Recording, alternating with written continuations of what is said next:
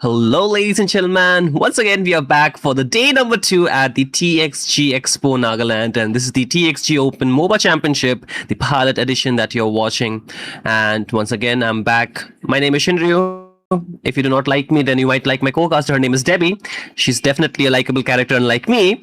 But today, think I'm missing something, right, Debbie, on my side, isn't it? Yeah, where's your waifu? Oh no. Or maybe it's Damn, just she. because I got too distracted.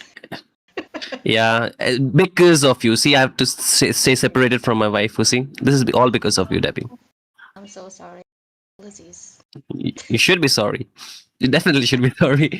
But then again, this is organized by Nagaland Esports Society, and our event partner will be TXG Expo Nagaland. You can follow these both accounts on Instagram. You can check them out at the Nagaland Esports Society. You can just type it down. You will find it on the Instagram. Follow them on their socials, as well as TXG Expo, the one who is our event partner. And this expo is going to be very, very crucial because out here a lot of things are happening. You know, right, Debbie? Because if you have not heard about it yet, let me tell you what is the TXG Expo. Okay, the TXG Expo is Nagaland's first dedicated technology and gaming expo, created to bring together gaming, esports, technology, creators, and digital culture under one platform. So a lot of the things together, right? Do you have that in your place? Not yet. I think this is one of a kind. Wow, one of it. The first time I thought is from Mizoram. They were focusing on sports, but Nagaland also have this. Ugh. With the amount of Yeah. audience in MLBB that they have, I think this is definitely a good start for them. A good start onto Yeah. the tournament as well. So hey, we Mhm. are going to be focusing on the tournaments for now. We have the teams Fatality versus Ragnarok. So let's head into the drafting phase here because the three bands are already up. Okay, a good carry band coming through Guinevere as well as the Kalea with Jushin, Suyo, and Marcel gone. They already have the Harley for the side of Ragnarok.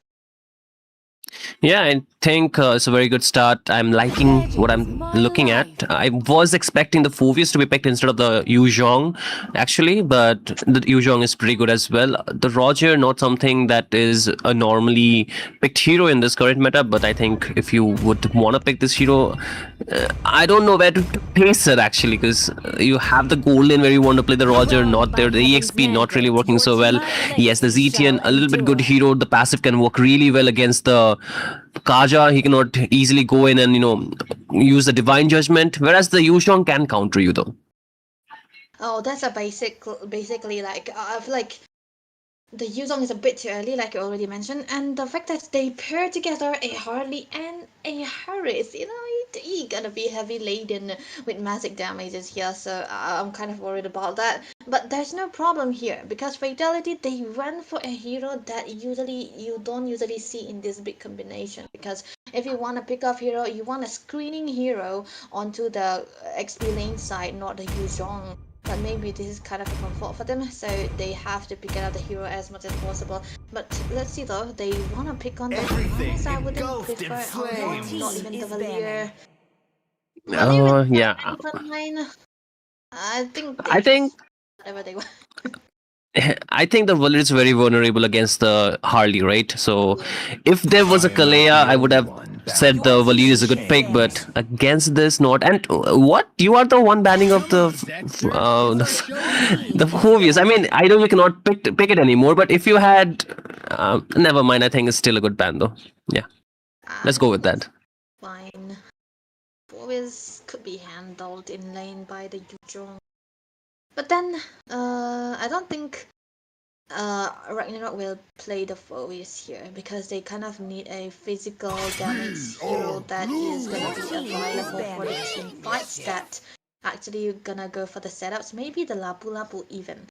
Because of the magic, the amount of magic they already have, they need to go for a full Yeah. physical on the leftover lanes. But I don't know. They still ban out the glue, which I think wouldn't even be picked by Ragnarok. But Leonard ban, this is a very good one because they don't want to handle out the lane mode here. Yeah, I think the Leomord ban is pretty smart considering that they have not picked a jungler yet. But the other options are pretty limited actually against the Hardy. I think you can still go for the Lancelot actually out here in this draft. Not so much of a crowd control, right? The Esun Shin will be a little bit of a lead centric hero. You do have the early game though, but I think you are trying to farm, and that is a little bit difficult against a draft that is also scaling from the side of team RGN here. There's Ragnarok. So what are the other options? The Beatrix against the Harith. Time and tide wait for Particularly no is not man. a Your good team, hero, North man. Girl. I don't know, like especially when there is a lot of dive, like you already said, the Harris, even the Zetan can Yeah, eventually yeah. reach out.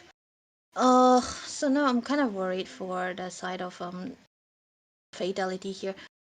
So they have the combination with the Gaza Beatrix, but who's gonna be there for the screening, right? Who's gonna open up the map for you? The Yuzong Yeah. isn't that hero.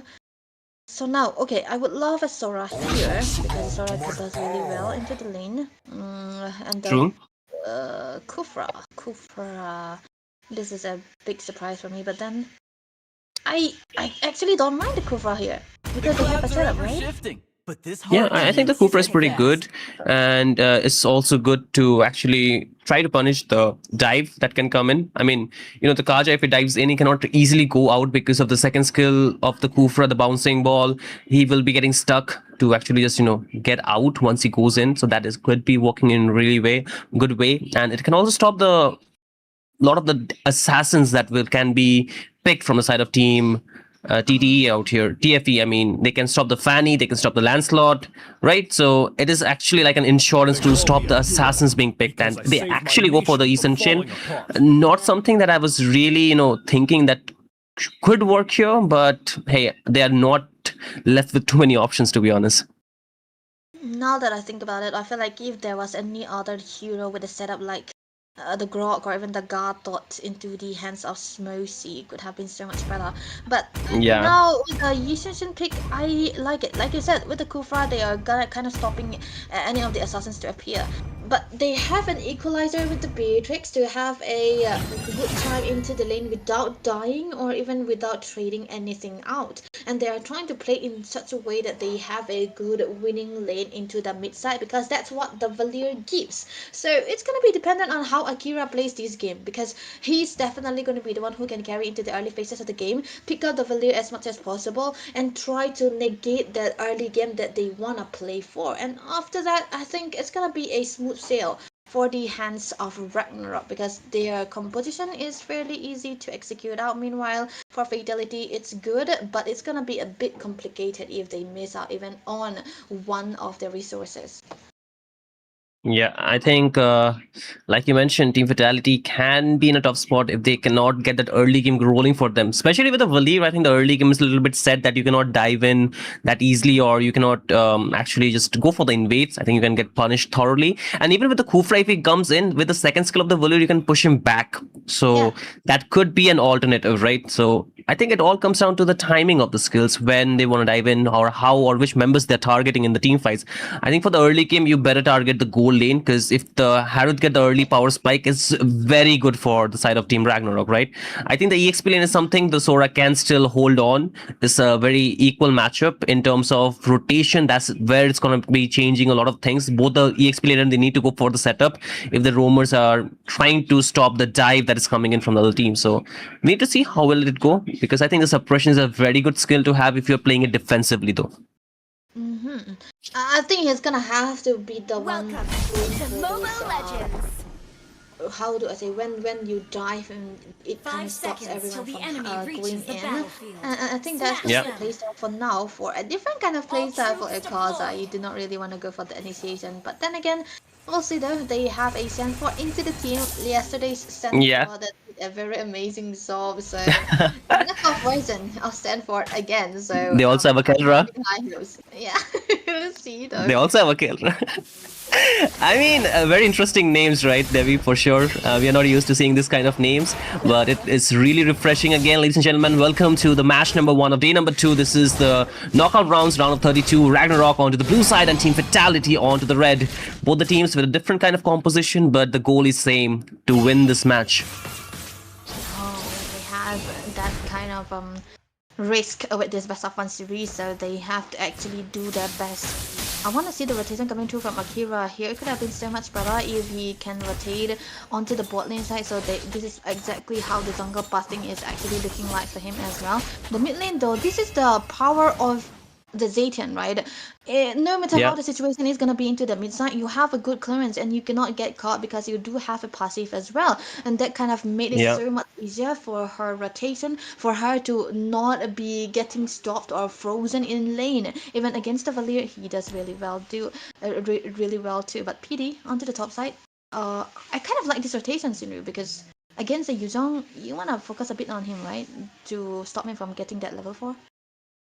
True, I think that is where you want to win the turtle fight, right? You can stop the setup, you can stop the aggressiveness from the Yuzhong exactly for the moment where you want to win out the first neutral objective. Because, like we know, Harley is quite a lot like the Suyo. You need the snowball going for himself, right? It's not a hero that can be very standalone if he's not getting the kill. Oh, nice skateboard, man! But hey, cute, right? It looks such a cutie, but then again, it's completely different for the side of Team Fatality. The Ascension would love to play the slow game. They would love to play for the late game draft out here. They have the early game, at least balanced out with the Valir and the Kaja pick again, and also the Yuzhong can hold the front line for a little bit longer. In this case, though, he has already burned up the Petrify. You can see a flicker burned up from your mom. Okay, so I think this is pretty decent for now. I think, like you mentioned, if not the gold lane, then the EXP lane can also be a point where they can trigger the fights.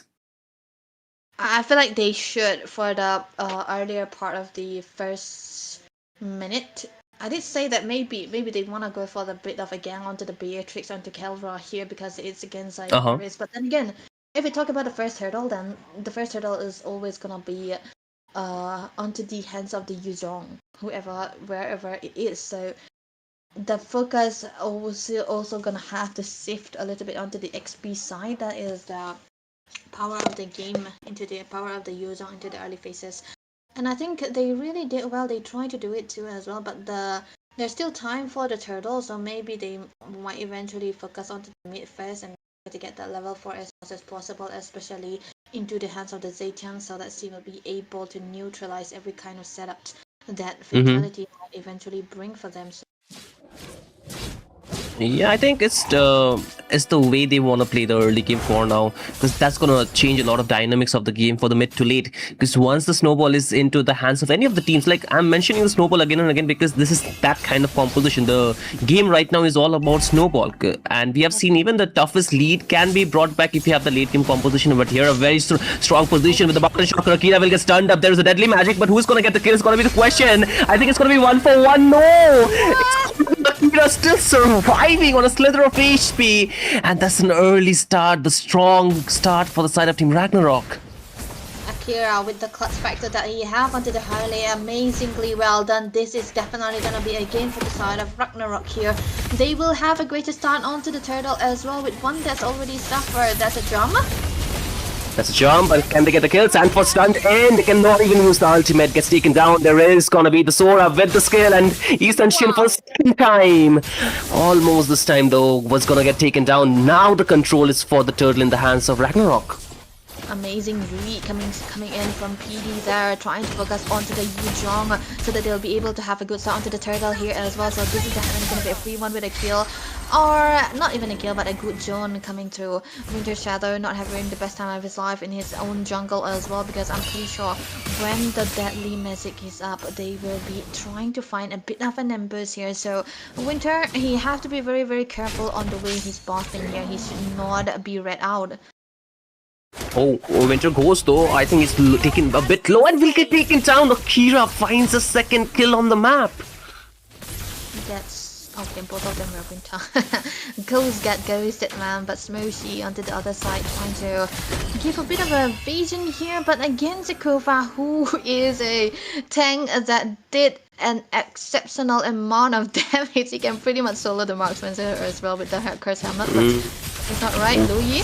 Oh no, again with the shadow getting caught up, but this time the Mountain Shocker and the Traceless will keep him alive. He's trying to go a little bit aggressive, but is that the right course of action, buddy?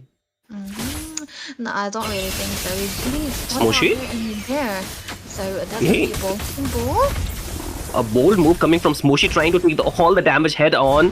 I think something you do not want to do, but look at Akira. He's waiting out there. Does Kelra know? Does he know? I think he knew about it, but still walking. And a lot of damage, and there is the Phoenix. It gets the kill secure for Akira. What a good combination coming from Ragnarok. Perfect way to play the game. Playing the draft into their own fundamentals, Ragnarok, and knowing fully well what their draft were made of, going for the combination fully onto the right part here. Fatality are so behind. They don't really have the amount of damage that they really needed into the early phases of the game, even with the presence of the Valir. They get out rotated onto the top side. Your mom have ways to survive as well. There's nothing they could do. Genius One and the Red Retribution onto the hands of Akira means he will be able to delete anyone and everyone that he wants into that early phases. I would love to see, you know, Winter Ghost going for Oh no. Mid. Oh, he flickers out. Almost got caught up, but again, another resource waited out before the turtle levy, so I think another free turtle. Free turtle, indeed, and if they weren't getting that right, it could have been a steal onto the buff as well, but... Kelra? This is... okay, Kelra? Oh no, he gets locked in. No way. It's a lot of damage, bro. Spare me from that damage. I think Kelra is not happy. He's not happy, man. This is what we were talking about when he picked out the blue picks, right? It's just that with this amount of time, do you want to do that? Another jump? Oh, another jump with the sword out there. The Fury of the Phoenix stuns him up in the place. And Smoshy gets locked in with the crowd control. Falls as well right after they take down Kelra, the lane, getting dominated by Ragnarok. Ragnarok doing a really good job here, but they have to trade down to the top lane side with the rotation coming through into the hands of your mom. But still, it's into their favor because you do not really need... jump? Oh, no, once again, the Valir will be able to push them back, but what about the turret, buddy? That's gonna get taken down. The mid lane exposed for Team Fatality.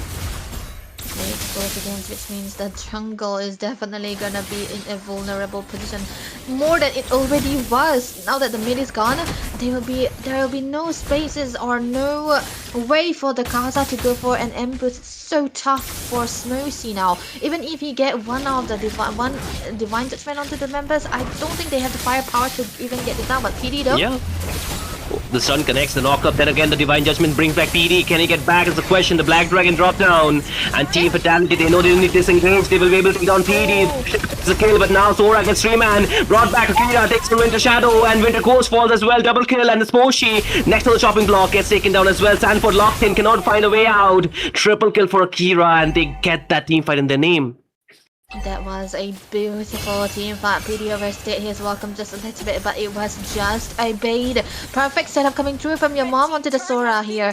This is why you go for the Thunder form when you have your team with a lot of damage. Kelra, no space for this Beatrix to farm. Not even a wave of minions for him here. It's gonna be so tough. 2 that's down, and they are so behind onto the goal. And even if they wanna ignore the turtle, they can. Yeah, I think they should just take the next turtle. I mean, next Lord maybe by not taking this turtle, because they can end the game quickly, right?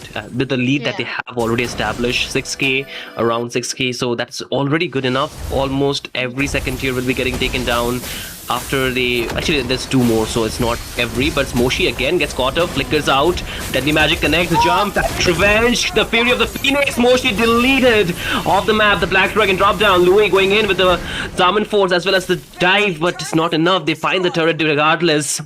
Team Fatality, they take another fatal blow on them. Yeah, that was amazing. Akira almost died there with the Bennett's Rage, but then with the lack of items into the hands of Kelra, it's just that he's gonna be lacking so much onto the damage, and we can see it there. Just the BOD would not be enough for this dude because everyone from the side of Ragnarok is already so farmed up. We could see Louis have 2 items already, 1 Holy Crystal, and it's already gonna be over for the side of Fatality here. They don't have any kind of opening. PD can do anything he wants into the zone of Fatality, and they won't care. He just doesn't really care. He's just walking around like a Uranus, man. A Sky Piercer at this point? Why though? Like, Winter Shadow is going for the Sky Piercer, like when he's not getting the kills. I think you should have gone for something a bit more damage here, Debbie. Maybe even wise, I would say, because that could have been helping him a bit of a sustain. I don't know. Being as lacking onto the goal, and the Sky Piercer might actually be a waste of time, because think about it, it's 11 to 1. That's a very illegal damage and godlike for Akira.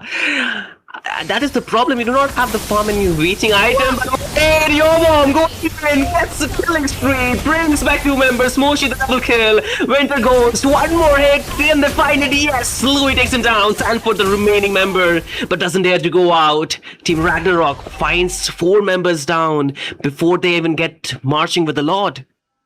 Oh my goodness, Ragnarok purely outclassing Fatality with the way that they synergize onto their resources, the ultimates, the follow-up, everything.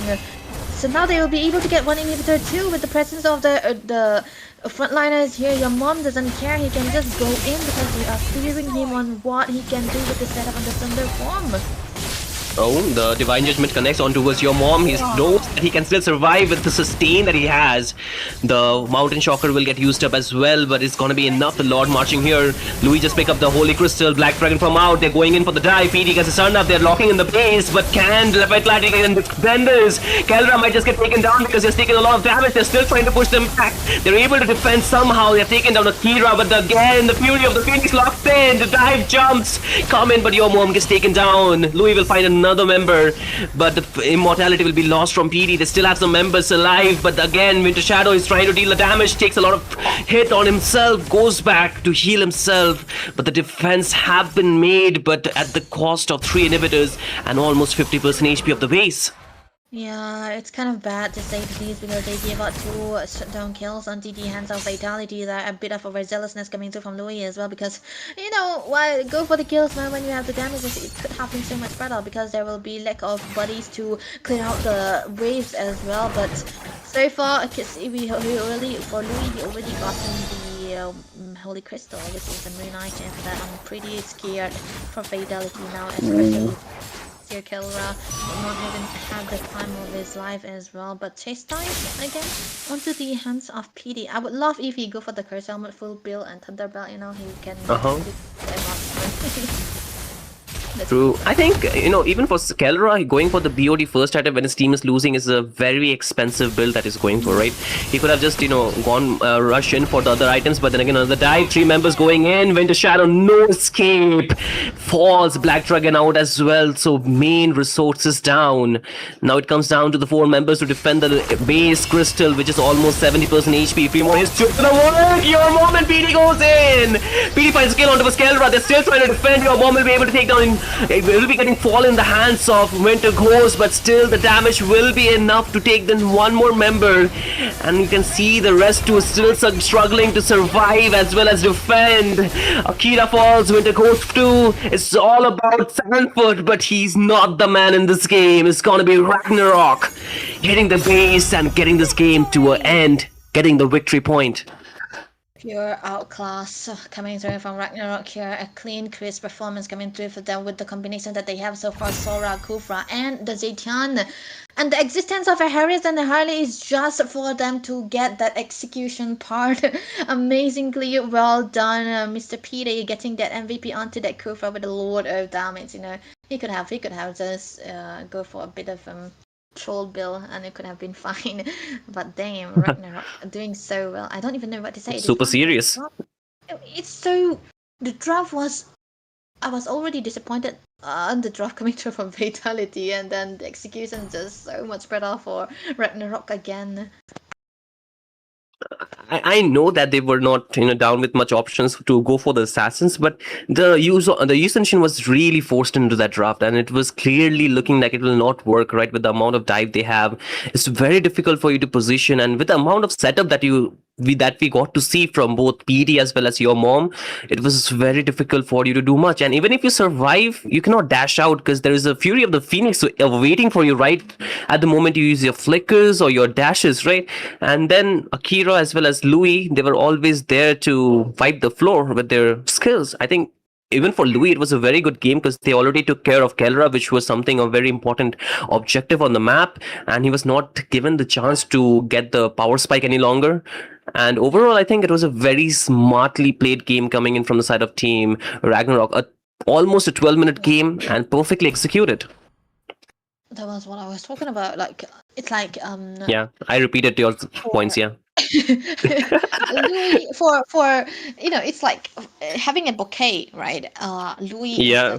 is there, and then there's a setup from the Zetian, the Kufra, and the Sora, and then the Harriet be like, yeah, I'm gonna eat them all. It's like Yeah. so they cooked and he just ate. It's just so easy for the Harriets. I mean, man, this team is just amazing with the draft, and they execute it so well. It's like sometimes, it's kind of disappointing to see people drafting so good, but then they don't understand the fundamental of the draft, and then they just play it in a different way that the hero is supposed to play. But that we didn't see that in Ragnarok, so it was so amazing. Absolutely. Debbie, I had to repeat what you said just to sound smart because I cannot let you be the smarter person among the two of us. So, like you mentioned, yeah, man, I like the composition was really good coming in from the side of Team Ragnarok. I agree with you on that. But I think in terms of the ways that Team Fatality could have dealt with the pressure was nearly there. If not every lane, it was nearly there. They could have done a lot of things, but they were not playing for the re-engage. They were playing for the counter engage, right? They were trying to hold the front line with the way Team Ragnarok wanted to engage. They were not able to peel for their damage dealer. They were not able to, hold their backline as well because the dive almost got them killed. And we saw the layering of the skills so perfectly done from the side of Team Ragnarok. And I think that is something that even excelled their win percentage in this game. Even if it was like, 50 to 60%, it just boosts down to 70 to 80% throughout. And I think for Team Fatality, their best course of action should have been just delaying the early to mid game. Just fight for the late game, but they were so hell-bent on fighting the early game, and that is something like you should not be doing. Understanding your draft, how it works, where you get the power spike, and which heroes need which items. I think itemization also plays a very crucial role out here. So itemization important, guys. Rotation important, guys. Knowing your power spike important, guys. Losing a game bad, guys. Easy. Let's go. We'll see the next game, ladies and gentlemen. After a short break, we'll be back again into the TXG Open Moba Championship.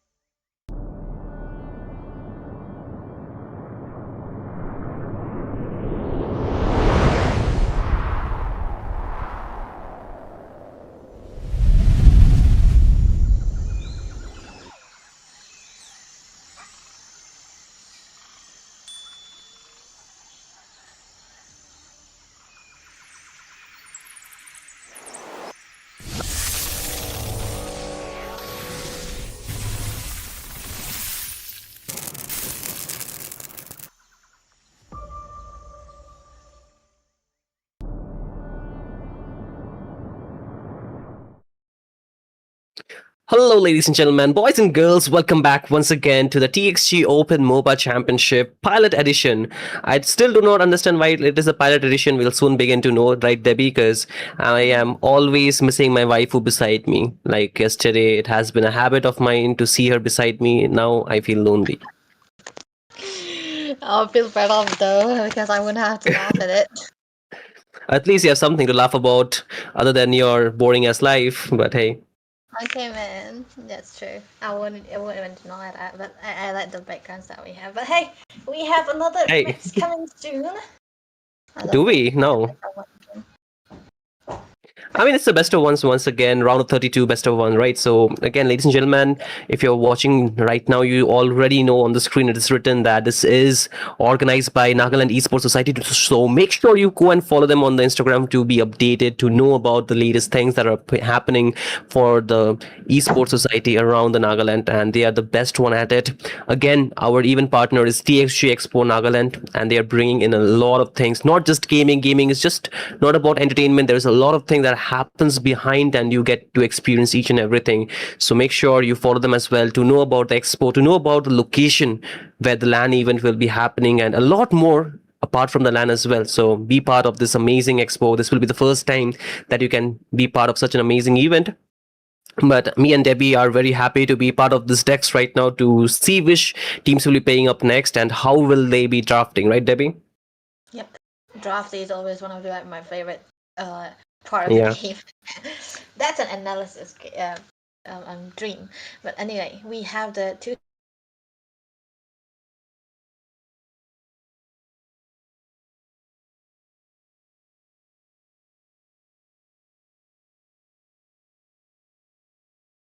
Yep. I think you're completely right. And Debbie just got disconnected for a while. She got so excited that her voice reached the highest potential and it just completely went blank. And now Debbie will be back again. Here we are with Debbie. Blame my Wi-Fi, man. My light just died, but I'm No. so sorry for that. No, I blame you always. Yeah. Nothing new. Okay, Let's go. But do not blame the teams. Let's see. Eternal Esports will be going Oh, I wish I could. GOONERS. Oh man, I'm a hater. Yeah. Oh man, come on. You're waiting to hate on them together, right? Yeah, I know. Behind the scene or in front of the screen? Decide how would we like to get cancelled, but hey, baby steps, right? Well, ladies and gentlemen, once again, we'll soon see how will this game go. But this time, I think we have some really amazing teams playing for us, and we'll soon reveal the teams. Or do we reveal it right now, Debbie? Do we reveal it while the games are going on, or do we reveal it before the game even comes to our screen? Tell me. After the game. Never mind. We're gonna see Eternal Esports versus Team Zero Gravity. So really excited to see how this game will be played around. But I just hope one thing, which Debbie is not able to do right now. If you are playing in the LAN, make sure you draft properly. Otherwise, you're gonna get ponked on your head very nicely by Debbie. Exactly. That's what I want, man. Because half of the game usually depends on the draft. Even if you don't have the micro, and if you have that micro factor, just draft for that style. You know, usually when you have a good drafting area, then you play with your composition. It don't have to be very complicated. You can really draft for the two-dimensional style, like easy games, easy heroes, and you can still make it work if your draft is working, because that has been the style for a lot of top teams for a while now. So that can be actually used by every team that is there, because I think Nagaland Esports, this tournament have a lot of good players here. We have seen so far where the drafting is good and the players are good as well. So I think they can I mean, very, very potential. Debbie, we are talking about potential, right? Two players from Nagaland will be going internationally to represent us as Team India for the very recent performance, right? So Nagaland has immense potential, and if we talk about other players, they happen in the top teams like IGN. We talk about Respect, we talk about Zausen, players like these, and there's so much and so more. I think there's limitless potential coming out from Nagaland alone. We have Fate, who used to play in Godlike. We will see much more potential coming out from the state in particular, because we need new faces, we need new people to come and show up that, hey, we are also here and we are here to win games. They need to show the hunger, so we can see them play in very good teams, isn't it? It's kind of funny that, like, if we talk about Nagaland players, it's like mostly those who are able to join those big teams and do so well are goal laners. So I always use it as a joke. Kimi is a roamer. Hey, stop right there. Stop right there. Zausen is a roamer. You cannot just hey, no. Kimi and Zausen are roamers. You cannot just say Nagaland produces good goal laners when we also have roamers. Okay, hey, yeah, there we go. Goal laners Good all the question. way, man. No, such a hater, Debbie. I see. Do not like roamers. But anyway, we are here for game number 2. Eternal Esports versus we have team Zero Gravity. And they have the first pick here. Suyo instantly taken off. A good start. So are they planning to go for the Harley here? Harley could have been a very good option. But Suyo is such a good hero. Even with the presence of the counter, you always have a way to get the farm right, even we are behind. So I think it's a very good hero, so they have to take it away. It's pretty unknown to be banned into the first phase, but it's alright. It can be a really good as well. Freya ban, that can also become a new chance as well. I'm also expecting a Marshall to be banned away, or maybe the Kalea, because the Kalea has been banned very consistently in this tournament so far. Yeah, I think the Kalea is banned for good reason, because the pick-off potential is really strong, and I think even around the turtle area, you can easily zone out the jungler, especially if you have that tsunami slam. You can stop them from using retribution. I think the turtle dance and the lord dance becomes quite difficult if the Kalea is around, or any kind of pick-off hero is available, right? Even the Kaja is good at that, but it's a very difficult to dive in. Like, you need the flicker to be there to mark in, but with the Kalea you can instantly dive in without the flicker as well. So I think that's what makes it a little bit more potent. But I would also like to see heroes like the Grok, Garud Kasha being picked up a little bit more, because I think people are slowly forgetting about this hero. The pick-off composition has become so rampant these days that people are slowly forgetting the setup kind of gameplay that these heroes are really good at. Exactly. Oh man, with the Zeushan ban, I think which is kind of understandable. You really want to ban the Zeushan most of the time because it's so tough to handle, even when it's a red ban. It's a must ban. Okay, Marshall is still available, so it should be a red side ban, right? Red 3, Marshall can be banned here. So what do we expect? Kalea or with Kalea, right? Phoveus? Different perspective. Red, blue ban. Interesting. I think they don't want it to be picked by their opponents, or they're also not planning to pick it themselves. So I think a Harley could be a very good start. Phoveus could be a very good start here, and if neither, then they can still pick up the Claude as the first pick. Very decent as well. I'm a right? Claude Glader these days. It's so good. Yeah, I know. Like Mhm. usually a Claude doesn't have that lane where you're losing or winning. It's like neutral, right? It depends on the user. So it's like you can first pick it. There's no risk whatsoever. Even if you are against like a Oh. or tank. Okay, Guinevere, Kalea still open. Claude still open. I think this should be a Claude, man. Claude, Kalea, Harley, Phoveus. Among these four will be a very good start pick, right?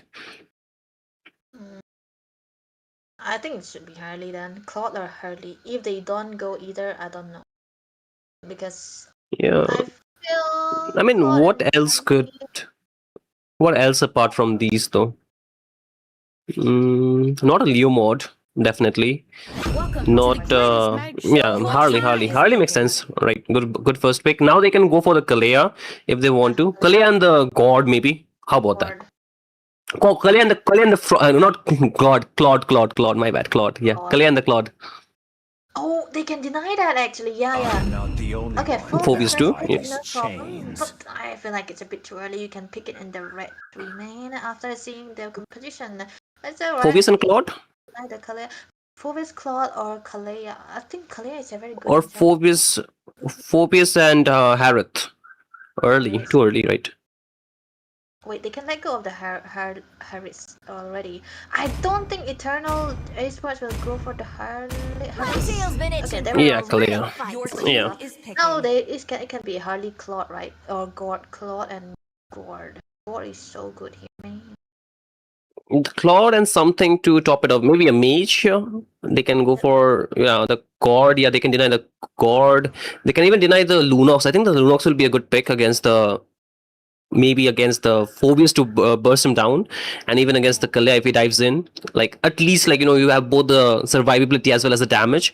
If not, I would not recommend the the Valir again, but they could actually go for that. But the Yuzhong, I think it's a decent pick for this phase. But Valentina, they want to steal away the Tsunami Slam. Okay, I understand the idea, but they should have denied something here. Maybe the Claude could have been denied very well. I would love to see that Claude, man. Ugh. But Yuzhong so early on, I don't mind the Valentina actually because you can you can pull up the Kalea. But now I think the safest bet for a marksman should be the Claude. If they don't go for the Claude, they should go for the Harris. That the heroes, that will have the purify because the Valentina and the Yuzhong is already a risk. Or do they just pick up the Leo mod here to just keep the goal in last? I feel like they still surprise. Need no protection. Oh, it's a good response for the early. They need that. Yeah, at least they need a lot of damage. They need both the damage dealers to be very strong though. Like early as well as late. Early as well as late.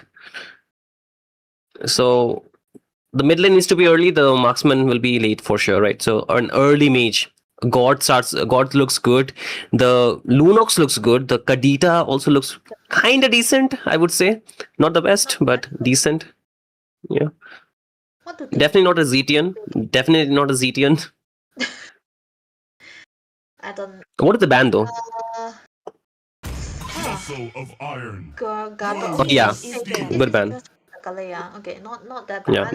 But I feel like Eternals should be the one banning away the bursty heroes now, especially in the marksman side. Maybe they can ban the carry as well. Yeah. But Carry's banned, so the Harith is good.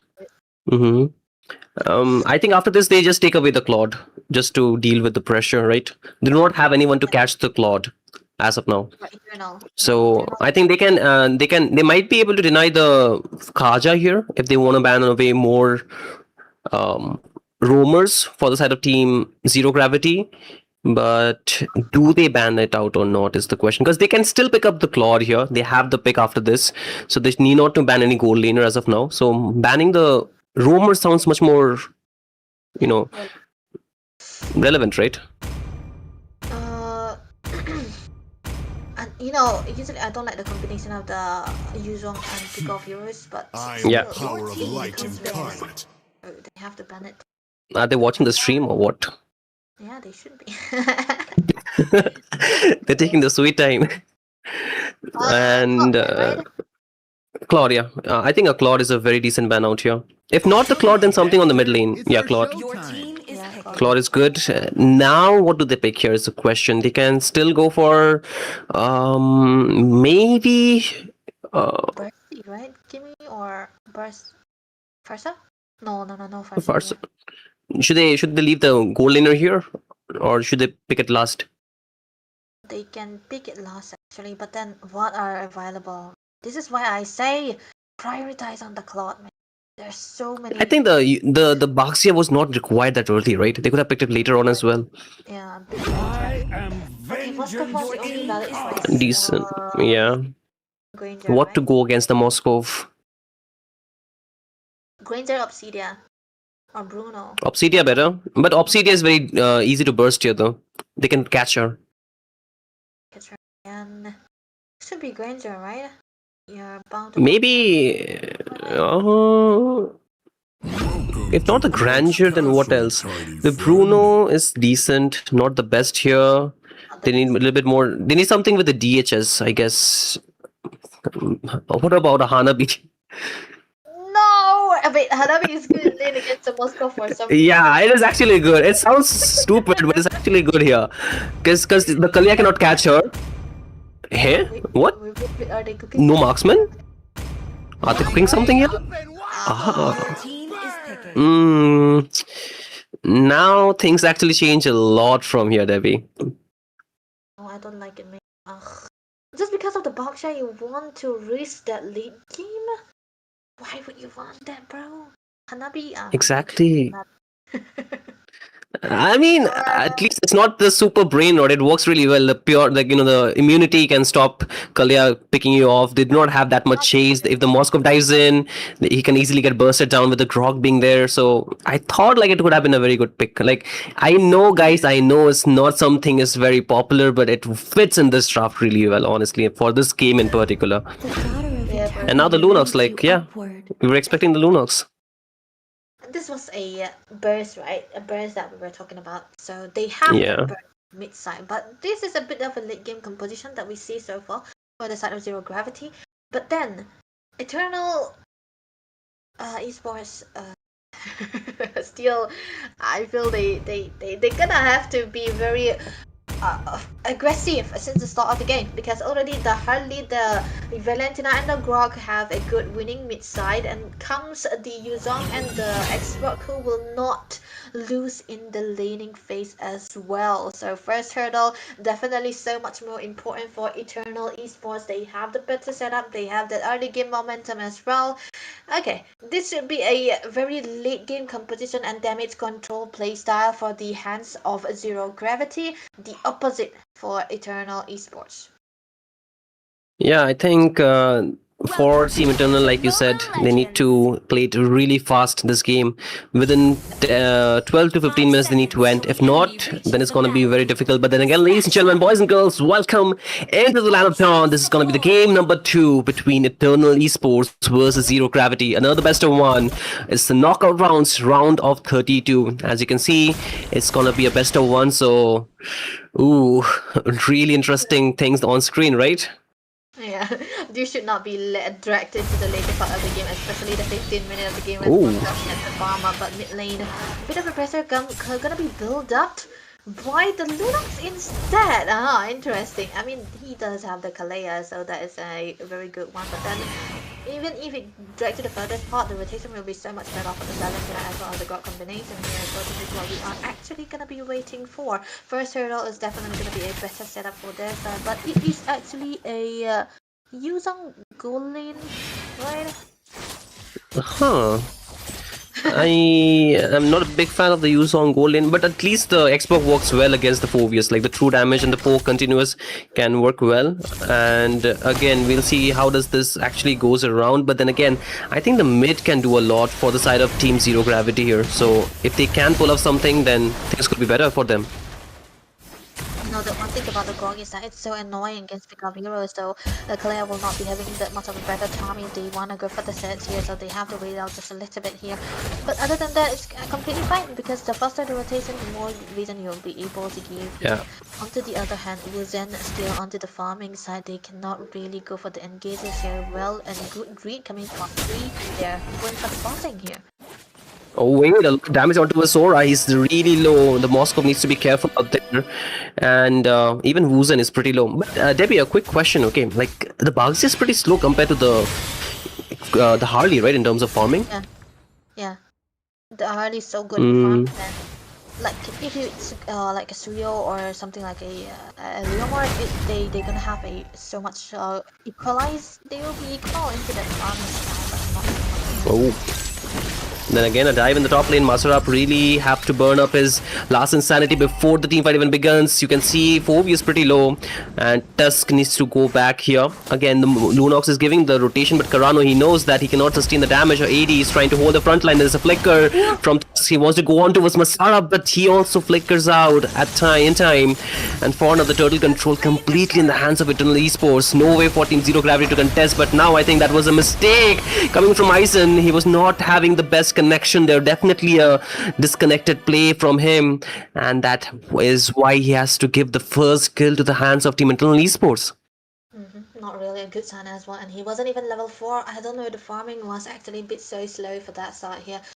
But this will be costing them that early game, but still fine, because even if they lose out on those first turtle, the Boxia will not be that tanky actually. That's the only downside here. But the more they scale, the better it is for their late game, because late game is what they are gonna be actually playing for. The Baxia and the Forest is just there to hold it long enough to drag to that late game. But you know, one that is gonna be fine, but then if you are gonna be dying more than that, it's definitely gonna be making you a lot more squishy, and you don't want to be squishy on a Baxia because it is a very one-dimensional hero. Once you go in, there's no coming out. You're just gonna have to take it on a good time. I think that is something the Baxia is kind of makes it very easy to play, but at the same time very easy to counter too, right? You know that once you go in, you do not have a way out, so you have to be taking that fight continuously. But the only good thing that is on the Baxia is the sustain and the anti-heal, inbuilt anti-heal, so that can work in your favor. But who is he gonna stop the healing from? He can go against the Yuzhong, help the gold laner for now. That could be a good start, but going against the Harley, going against even the Grok is not a very good idea, the brightest idea. They cannot snowball the Baxia. They need to snowball the Lunox pretty much early on. So if the snowball happens, then it will be very good. But AD2 falls as well. Wuzen gets a kill. The last insanity this time locks into no flicker. Kurano has to flicker out low as well. Can he survive? That's the question, because two members are chasing him. The wall goes in. Brilliant, spaded out, and they cannot chase him further. But Wuzen, he wants to say otherwise. He goes in with hat trick, takes him down with the cards, and that's another kill. 4-0 in favor of Team Eternal Esports. This is actually so bad for the side of Zero Gravity. Now they lose out onto their mates, which is not something you wanna do. But hey, look at that Inferno Pursuit though. Oh, they're going in again, but Skadoosh, he needs to go back for now. He can sustain. That's the only good thing for a Grok. Oh man, so annoying, man. The way he's able to go into your own jungle like he owns it and stop any engagement from happening. That's why the Grok, you know, like you said, so ignored, but it's still so good into those team fights. But look at that! Oh my god, the flicker tech charge, no way out for Sora. He goes out with flicker, and now the fight again goes in. Skadoosh will get taken down in the hands of Kurano with the tsunami stem locking him down. Another kill for Kurano, last falls. And it's a very good retaliation coming from Team Zero Gravity. Yep, Zero Gravity finally having a good comeback with a kill onto the hands of Kurano. Something you really want to do here. And I think it's definitely going to be onto the Sky Piercer as well, which is kind of necessary because you have a Kalea and the Lunox combination. That's what you are looking for.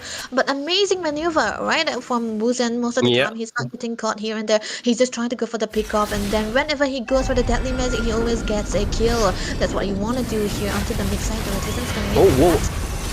Masarap is the target, but they cannot kill him yet because the Frog Armor will be there. The SOD connects, but do they dare to go in is the question. They're still waiting for the turtle here. That is where the fight will begin. Yeah, the fight will begin. Dragon form is there for Phaeton. He can actually go in. I think this should be a turtle for Eternal Esports if they have set the resources and layer it right. So Zero Gravity are not really going for it because they do know that they are not really into that, you know, better part. They should be waiting for Eternal Esports to try to start it off. Absolutely, they're still trying to reset it. A very good wall coming in, and that will help them just stall the turtle for a little longer. They're just waiting for the perfect opportunity. You can see their gold laner is there. They're Everyone is there except for the jungler, so this could be the call for Zero Gravity. Just take it down. Yes, they find with Retribution. Woozen finds the turtle, and then wouldn't find the turret. But then again, you can see the Black Dragon out. Phaeton wants to go in. The Tsunami Slam locks him down on the turret with the Brilliance. They're dealing the damage, but now this Blast Insanity goes in. He cannot get out. He falls. The SOD connects, but they cannot go back. And he goes in out of syllabus for Kurano. He falls now. Sora has to defend the mid lane, and he will be able to do so. Yeah, I would have thought that maybe Eternal Esports could have contested the turtle because of the amount of resources that they have and the amount of crowd control that they can actually get the objectives for. But I think it's still worth it for them because they get a turret and a kill into the mid side here. Definitely a good game, well played from Woozen, but top lane. Another last insanity, but he's gonna survive. Bumblebee is just dashing away with that skin. Onto the bot lane side though, that's a Hunter Strike, I presume? Yeah, I think they're trying to hunt even Dusk right now, right? With the Hunt Strike. You can see already he's taking a lot of damage. The Tsunami Slam from last cannot help him survive any longer, and he will fall. The second death on towards the Phoveus here. The Phoveus gets countered by the Kalia so hard, man, because there's a good card control and a... Oh, whoa! Even. Okay? You see the read! Oh, there comes the tech charge. The last insanity lockdown as well. The Tsunami Slam not really connecting. Immune out. Phaeton goes in with the Black Dragon Pop. The knock up onto a stream members. 80 falls. Kurano next to the chopping block. Phaeton gets the double under the two turrets. Is not afraid. Is not scared. He knows he can punish them with the lead that they have built across the map. And again, Tusk's back. But he doesn't dare to go back in. They have to wait. Zero Gravity did not have the advantage anymore. Yeah, they lose everything that they could right now. Without the early game, the Phoveus became completely useless when you are getting bursted again and again. Going one already secured by Kurano, which he is gonna be struggling for the next build as well because of the lack of goal, as well as him being taken down time and time again. It was actually not a full build onto the Hunter Strike, it's just the Fury Hammer. I don't think he will go for the Hunter Strike as well for Phaeton here. But he can actually go for it because after all, this is a gold lane Yuzhong. He doesn't really need this. He can actually go all in and it will be completely okay. But still, the lightning already built away into the hands of the Harley, which means that, which we can see, he was able to burst Kurano again and again. Even the tankier members he was able to do, but bot lane? Oh no, he's trying to get out. The last insanity just there. An overkill coming in. 4 members against 1 is never a fair fight, Debbie. That's right. Oh man, how are they able to pull this up again and again? But still, even if they stay together, they can stay together for 4 people and 1 can play alone. And even if they want to play together, it's absolutely fine because Eternal Esports, they have that kind of draft where they can work well together, but they can also work well alone. This is what the amount of goal has already given them. And for Zero Gravity, it's completely different. They want to drag the game as much as possible. The Baksa is not tanky. The Phoveus is not tanky. He's always getting picked off by the Tsunami Slam, which is taken into the hands of the Valentina again and again. That is not the best case scenario for the side of Zero Gravity. Yep, and you can see, right, that has been the problem. And Team Eternal Esports, they are under a time limit for Zero Gravity. The time limit is being forced onto them with the tech charge again onto a stars. They're going in. Tsunami Slam locks in, but it's not going to be enough. The last insanity along with the Black Dragon lurking around, doing the inevitable. They know that they will fall, but the timer is just waiting. But then again, Tuck's still trying to fight with the shield. He will survive for now.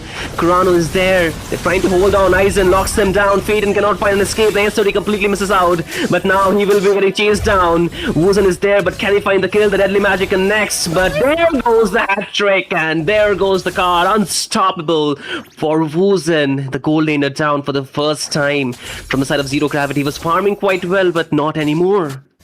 Not anymore, man. So tough to play the Moskov without your turrets being intact. Perfect execution with the bloody retribution coming through from Woozen. This is why I like the bloody retribution onto the Harley rather than the ice, man. You really deal out the true damage as well, and you made it so easy to get a pick off with the deadly meta. It comes together so well.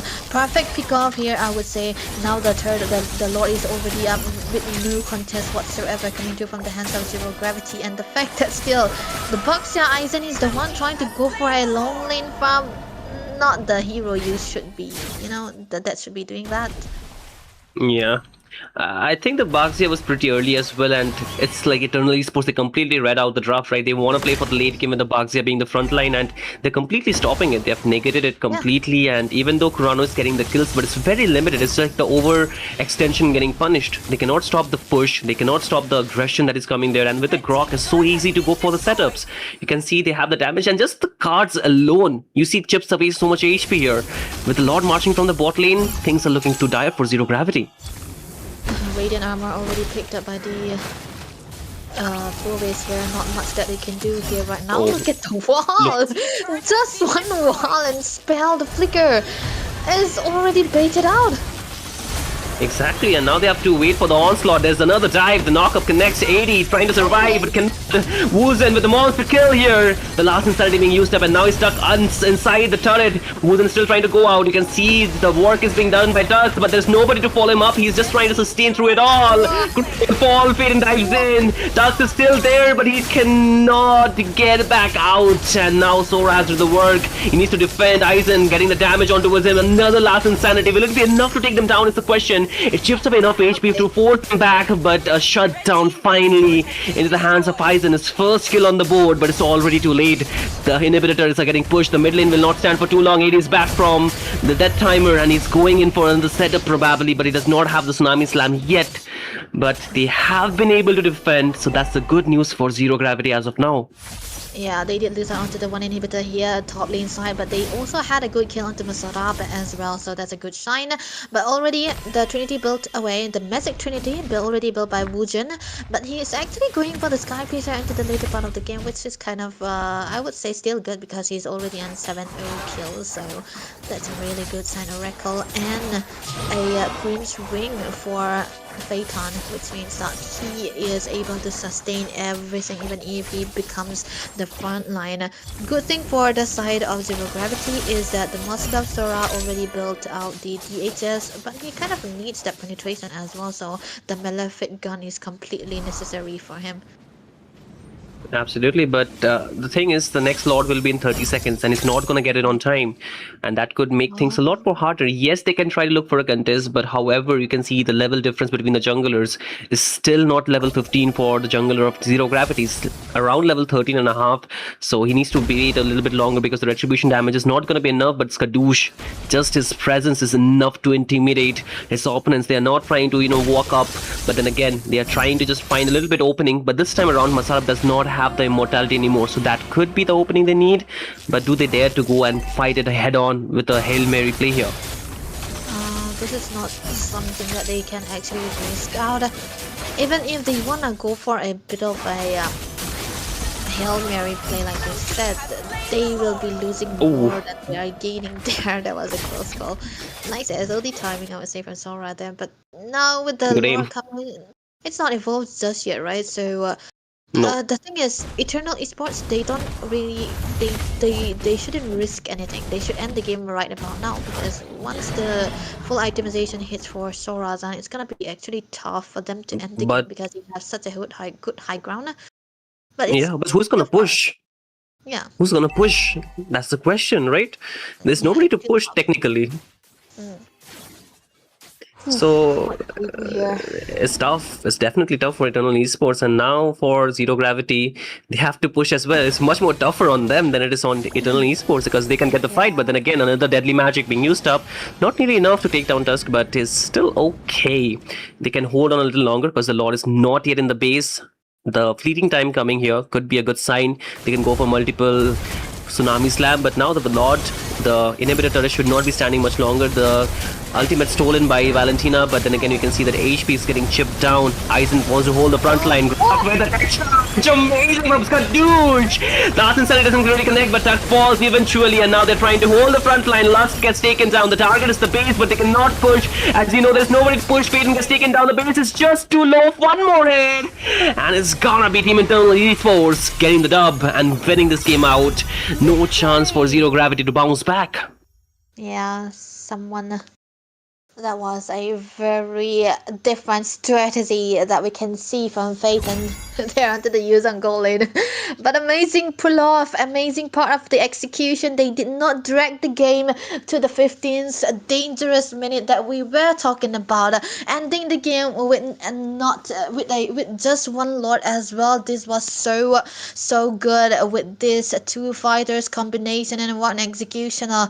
Without the marksmen also, they didn't kill because the plan was to end the game early all along, and we could see this was working well for them because the early game was so good that they were able to do so well to stop the box shot or even the forwards to move around for that early game, because these two were the one to hold that early game, but they did not let them hold it. They were brute forcing their way, trying to go for the fights again and again. This is what the two fighter combination usually does to you, and they won the game with clean, crisp execution.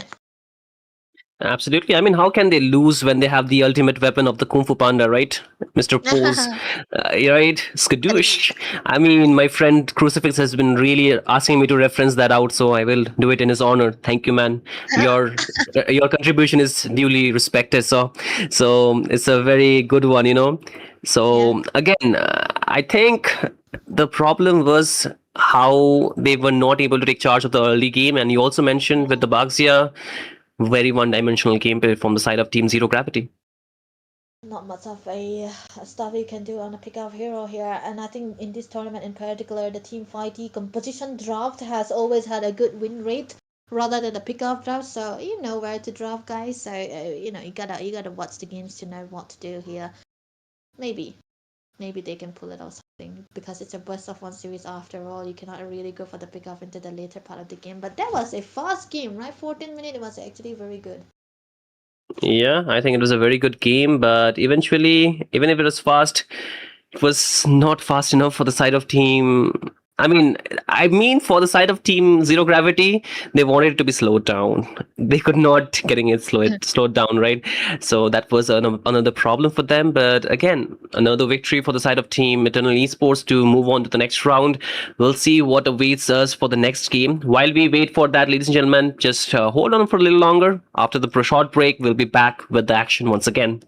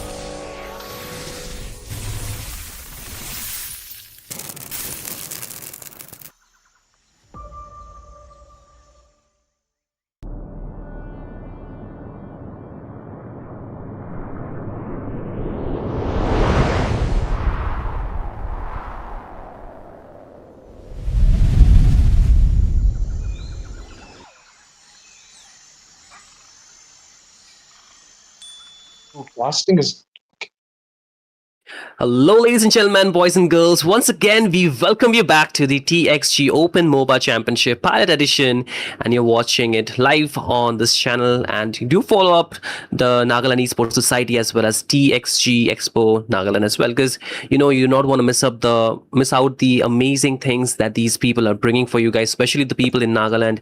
You guys have a lot on your table, so grab it while you can.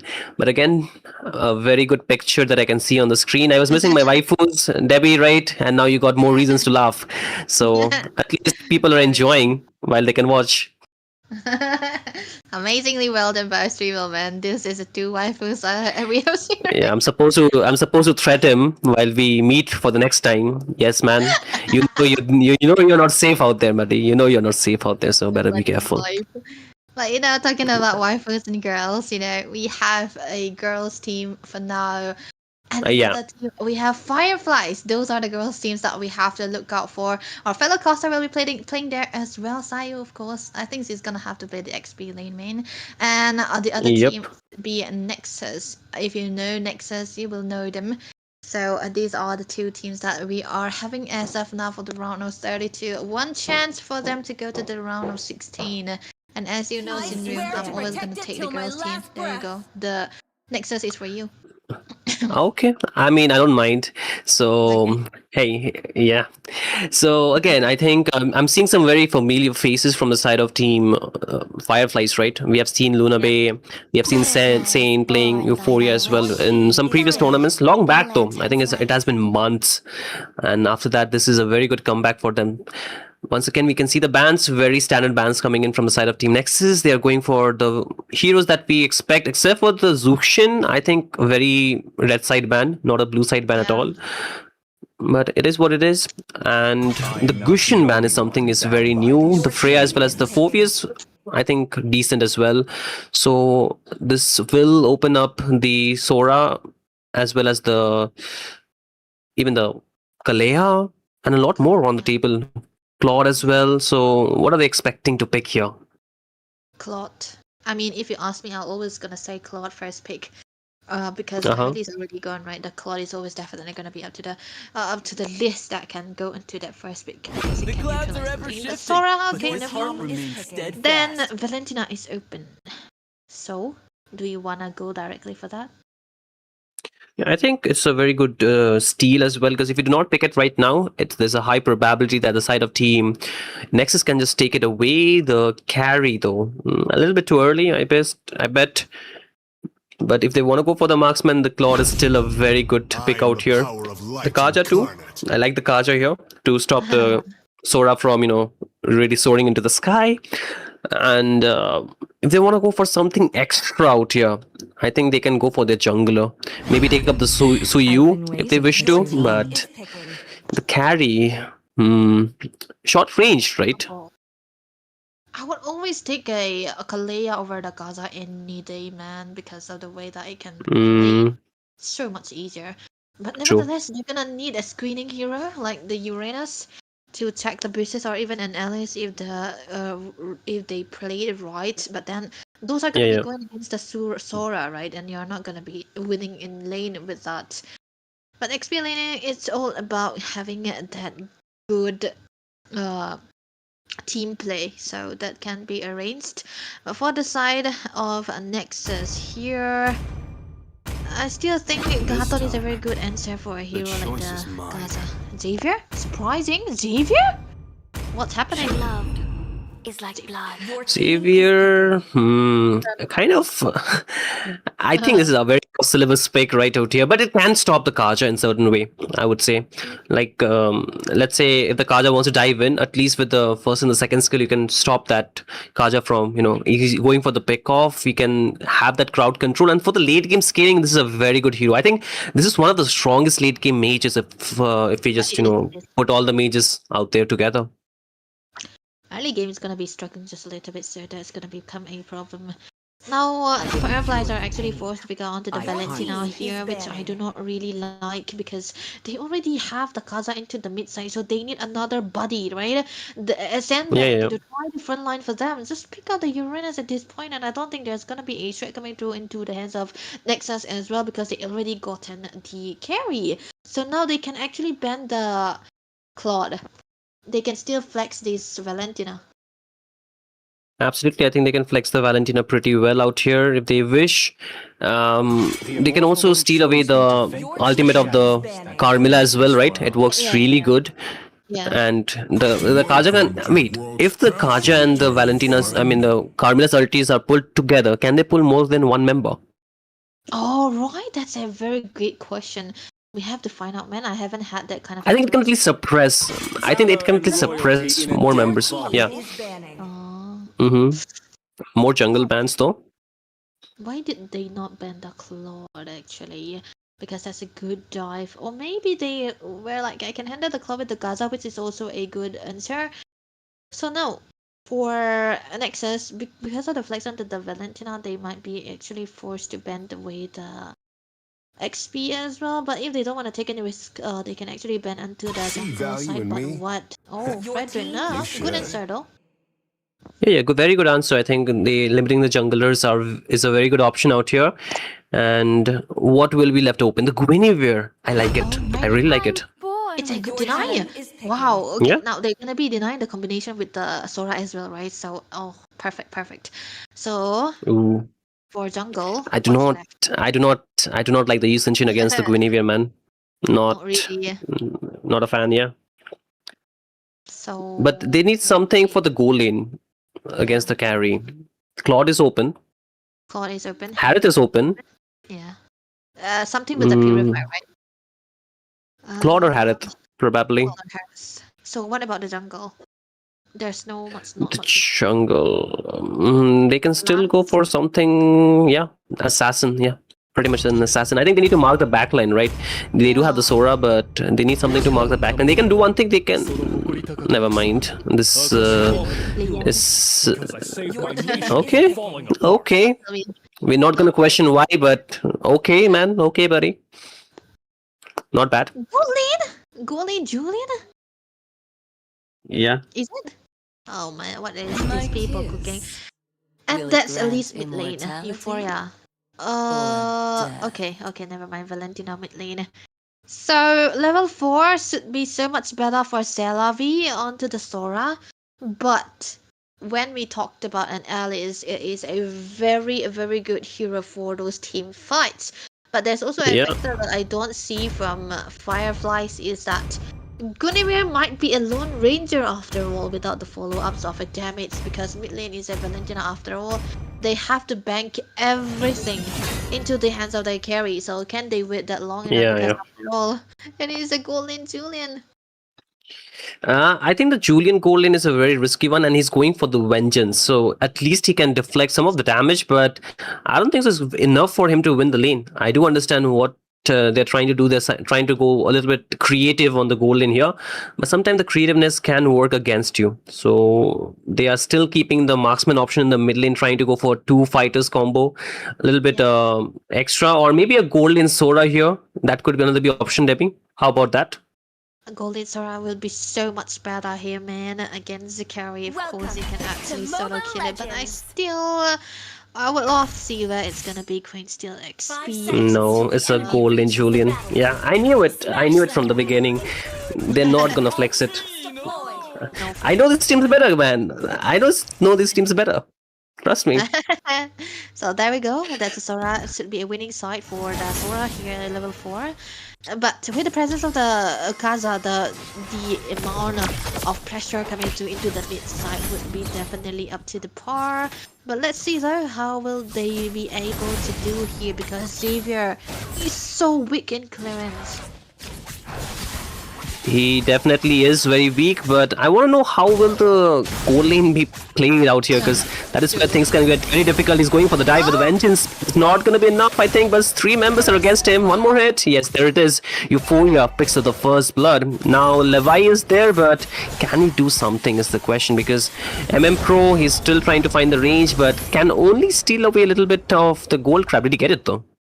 I didn't see the. I think it's your Venus who got it, but I feel like this is the problem with the Xavier into the mid side, right? You're gonna get out rotated most of the time. You will not be able to match up to the way that the Valentina is gonna be playing into the lane as well, and that's what we can see into the bot lane side, right? The Julian without the level 3, Yep. he's very squishy, and he got taken down. Or what a perfect bait coming through from Luna Bay as well. It is, but now with the things little bit escalating, it's gonna be a problem. The stun connects with the Mountain Shocker. Uranus will fall here, and that's a kill given to the Ascension nonetheless. Yeah, he's in the first damage, and he got the kill already. Oh no, now this is definitely not gonna be the best case scenario for the side of Fireflies. Fireflies if the level 4 comes into the hands of the Soran now, but I think the turtle's gonna be up. 1-1 is already the kill, so it's gonna have to say about what the XPs are gonna be doing that will be creating the Whoa. time. No flicker here. Hey, be careful. The jump connects from the Guinevere, but doesn't dare to use the Violet Requiem yet. Holding on for the turtle fight here. Then again, Fa is going in. They're gonna go for the dive. The stolen Curse of Blood will be there, but Uranus very low. One more hit, and there is the kill on CS Lavia. But then again, the jump connects this time though, and Teddy will fall. Good jump here, and that should give the turtle control side of Team Fireflies a very calculated turtle fight, and they will find one more kill. It's gonna be 1-for-2 trade, but with the turtle for the side of Team Fireflies. Perfect setup. A bit of a late setup, but a good response nonetheless coming through from far onto the Thorn of a Ruin Flicker combination, and a perfect retribution coming onto Sen as well. That's gonna be a good game that they are looking for, because this is actually what you want to do when you are on a Guinevere. Yeah. You want to be ahead of the situation as much as possible, so that's what they actually wanted to do here. a bit of a bully into the top side from the allies here. I think Celavi should be careful. You should be able to get out into the winning fight situation, but yeah, you don't need to reset on Oh, there is a divine judgment. Levi cannot even use his skills. Gets taken down. The dawning light goes through, but doesn't deal any damage here. So now, what do they do? Because the mid will be exposed here. It actually can be that you have more gold file, be having a better rotation because Celavi, without the turtle, he's gonna be actually behind onto the goal into the XP as well. And actually, they are rotating up on top. That's gonna be the Sora ultimate that Euphoria is gonna have to use an advantage of. They can wait out for the next turtle again, but they are heavily pressuring onto the bot side, which Lunabe doesn't care because he's just like, yeah, just stay there. I'm gonna farm into the mid side. Yeah, good thing. I think double farming is very good, but now she's walking in Levi again at a very risky position. But wait, there is the curse of blood connecting onto 3 members. All coming in. Euphoria falls, but they do not find the second and the third member. Could have been a very close call if not for the flickers. Yeah. Finally something perfect in here, but Lunabe here will not be able to get a good ult onto the Julian because King, he have ways to try to damage. Okay, never mind, look at the blue side. Oh wait, the throne of the range with the flicker connects, but can they find the conversion here is the question. Julian gets out, there's a divine judgment onto his Levi, he cannot find the escape, still taking a lot of damage, holds on for a bit longer, but then it falls. Now comes a jump from the jungler, he takes down one, but then the kill goes to the hands of Lunabe. Now they have the full charge of the control. Kenny wants to go in, but cannot find a route to go in. Far picks up the turtle though, but now the jungle will get taken away by the side of team Fireflies perhaps, because they do not have a way to defend their jungle. Oh wait, oh, Sen. It's going in, but now the curse of blood connects. 2 members are the target. Sen falls, and now Fa is stuck there. No way out. They take them down. A little bit overextension out there in the jungle, and that overstay cost them their lives. I think onto the brighter side, that is not a shutdown kill because they were close to a shutdown kill, but Fire has been so available on the map, which made it so easier for Fireflies to fight because the Song of Ruin have been landing onto the perfect position most of the time. And look at the emblems, not looking at the build so far. Hunter Strike already for the Kaza here. Again, it's gonna be stacking quite a lot too. But then the Xavier, right? He's a hero that needs the talisman, which means that the damage will be lacking still. So he need one more item, like even the going one, or the if he wanna go for the bursty parts where he go for the lightning transcend, that has to be taking another 5 minutes of the game. So they can wait for a bit. But now mid lane. Yeah, the mid lane, I think there's a very good positioning coming in from the side of Nexus, but how do they convert? Sen gets stunned up, and there's a jump from Siest, but can they get the kill? A good brought back with the curse of blood. They get down Sen, but they will lose Siest. Now the rest of the team is trying to follow it up, but it's already late because the party is over. You cannot come to the after party. This is the timing for Lunabe to be up into the top lane side so that she will be able to get into the lane to get the Trinity fast. I don't think she needs to be in our lane as long as possible, but then again, into the mid side, this is what MMCO is trying to do here, trying to clear out the mid as much as possible so that you don't have to rotate because it's a Xavier after all, and you don't really have the rotation basics, you cannot really do that. And this is going to be the turtle coming through, all of the 5 members will be available here, so it's going to be dependent on who executes everything bad. Yeah, Conceal. Fa takes a lot of damage, gets her HP chip down, but now they want to go for the front line. Fa goes in with the Throne of the Ruins, but not yet used it up. She knows that she finds an amazing one at it, and now they get down King. They're trying to find the turtle. They will find the turtle as well. There is double kill for Lunabe, goes for the triple, yet 12 finds, and double for Euphoria.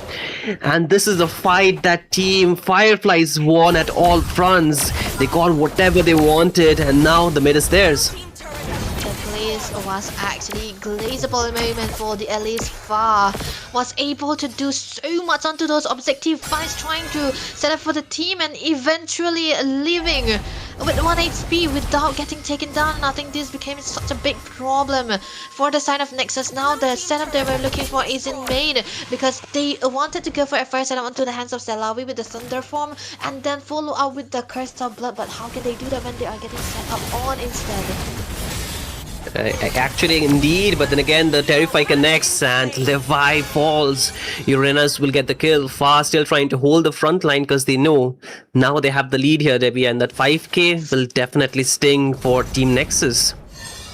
That's what, man, amazingly well done. Nexus, they have to do some damage reduction here. They cannot really go for the engages when there is an allies into their faces, because it's gonna be neutralizing every part of stuff that they wanna go for here. And they have to be careful, right? Whenever there is a zone of ruin and a flicker, don't go anywhere near the objectives. This is the, I think, the better version of a Yuzhong that we have into this game. That is in the allies, and so good. Sayu onto this mission now. It's gonna be, they don't really have to do anything at all. They just have to wait it out, freeze onto the lane, and wait for the Lord.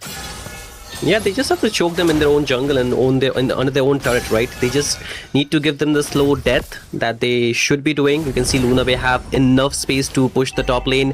They have done a very good spacing around the map, and because of that, they are winning on the macro factor. 0 turrets from the side of Team Nexus, and I don't think so they will be able to find anything in the next 2 minutes of the game, because the Lord is here. They have to focus on that, and they cannot go for a split push here. If they do, then they can get punished easily. CS is trying to go in and open the vision, but the team is not looking on the same page. She will be spotted out, and he will be spotted out, and he knows that he needs to go back out. Far again going in for the zone. The third Lord here secured by the side of Team Fireflies.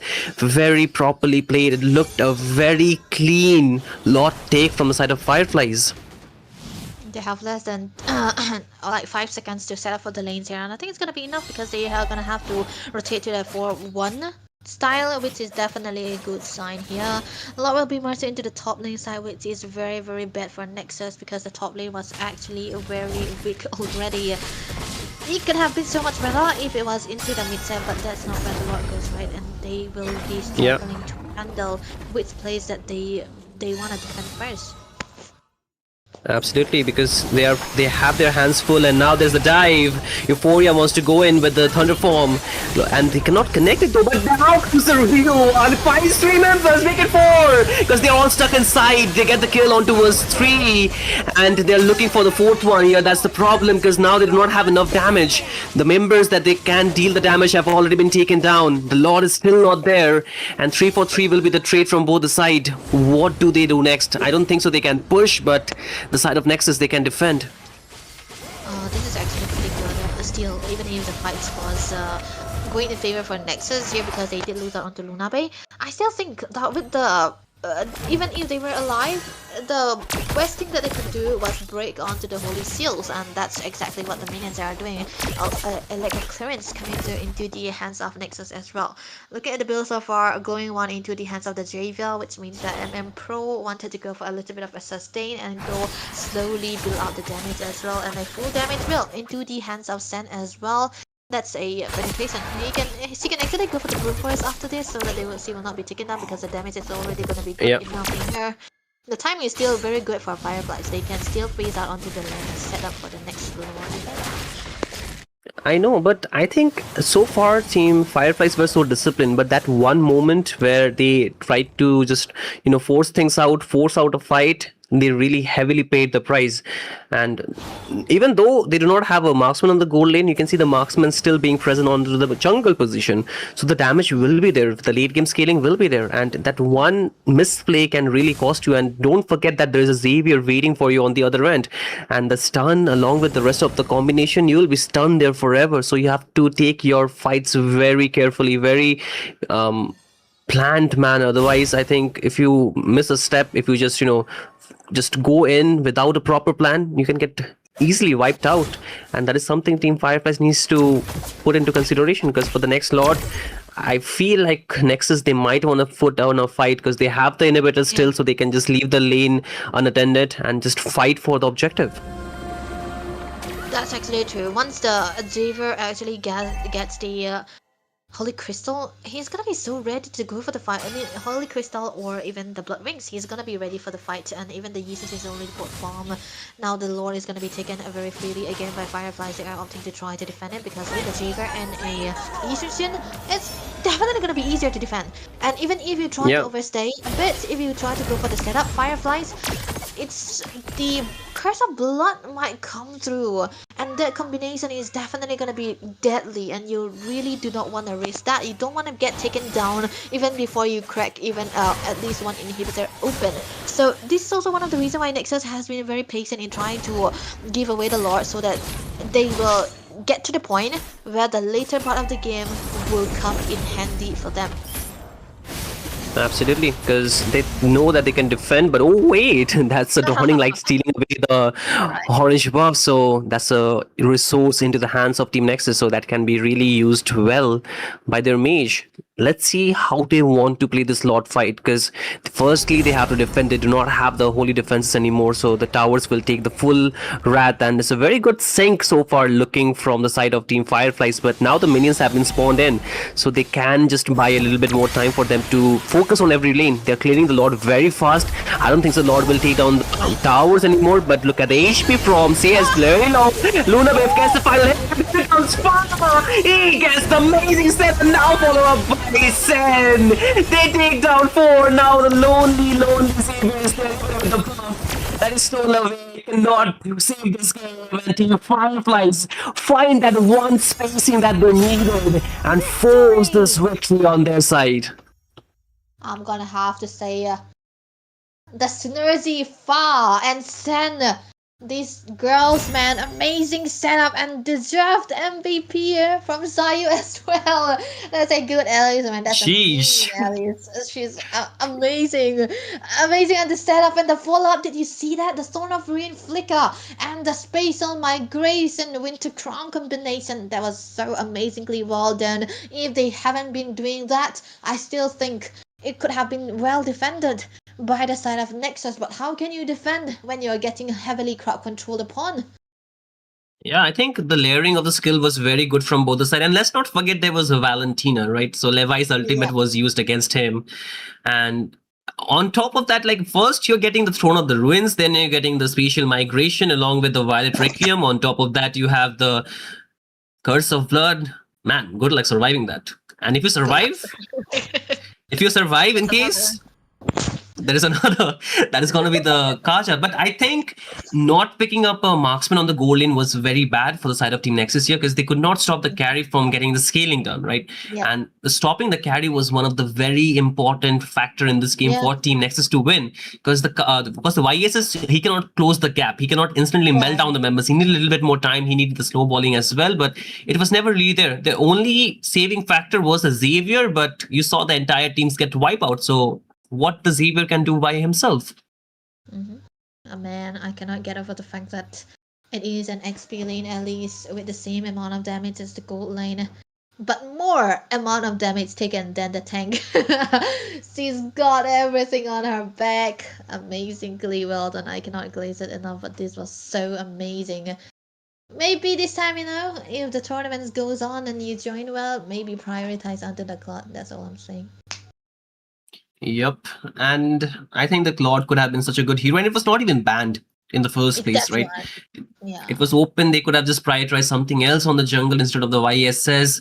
I think they could have taken something with a little bit of immunity as well. I think even the Barretts would have worked in this. Like, you can hold the front line. I'm not saying to throw shade at the YSS pick, but even every game that the YSS had picked in throughout this day, I think it is against the wrong draft. The YSS is very strong. It has a very good farming speed, but you need the draft to help it scale. And this draft was not really meant to help him scale. And against the counters like the Guinevere, it is not really good. So you have to understand where to pick your heroes. And if you pick the heroes at the wrong places, then it's very difficult for you to actually get the game going for yourself. So understanding that, I think games can become a lot more easier, right, Debbie? That's why understanding the draft. Oh man, I feel like we are just being so picky about the draft, but that's what you do, man. That's what the casting gives you pep.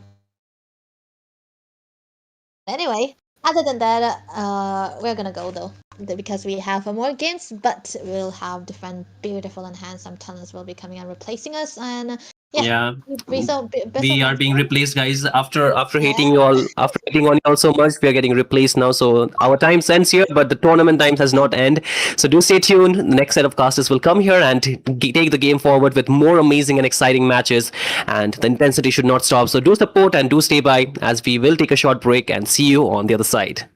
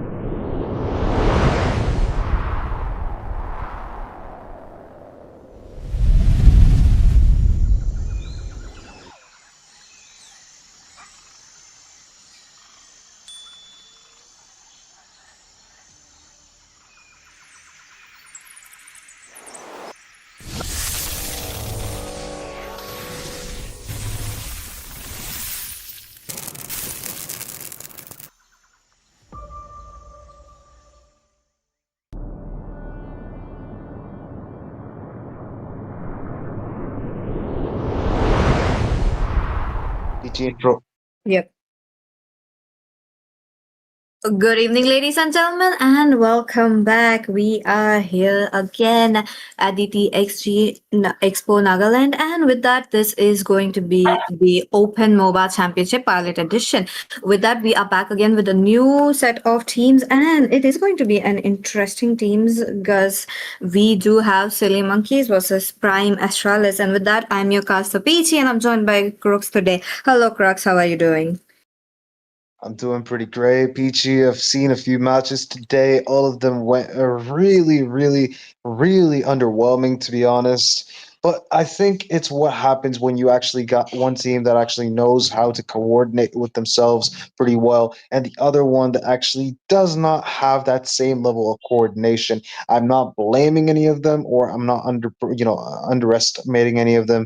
I believe that both of them, like every single team that actually played today, had their own caveats, but there are certain teams that do perform well together and some that don't, and I wish to see a good equal game right now, at least for this match, since we started casting right now. What do you think, Peachy?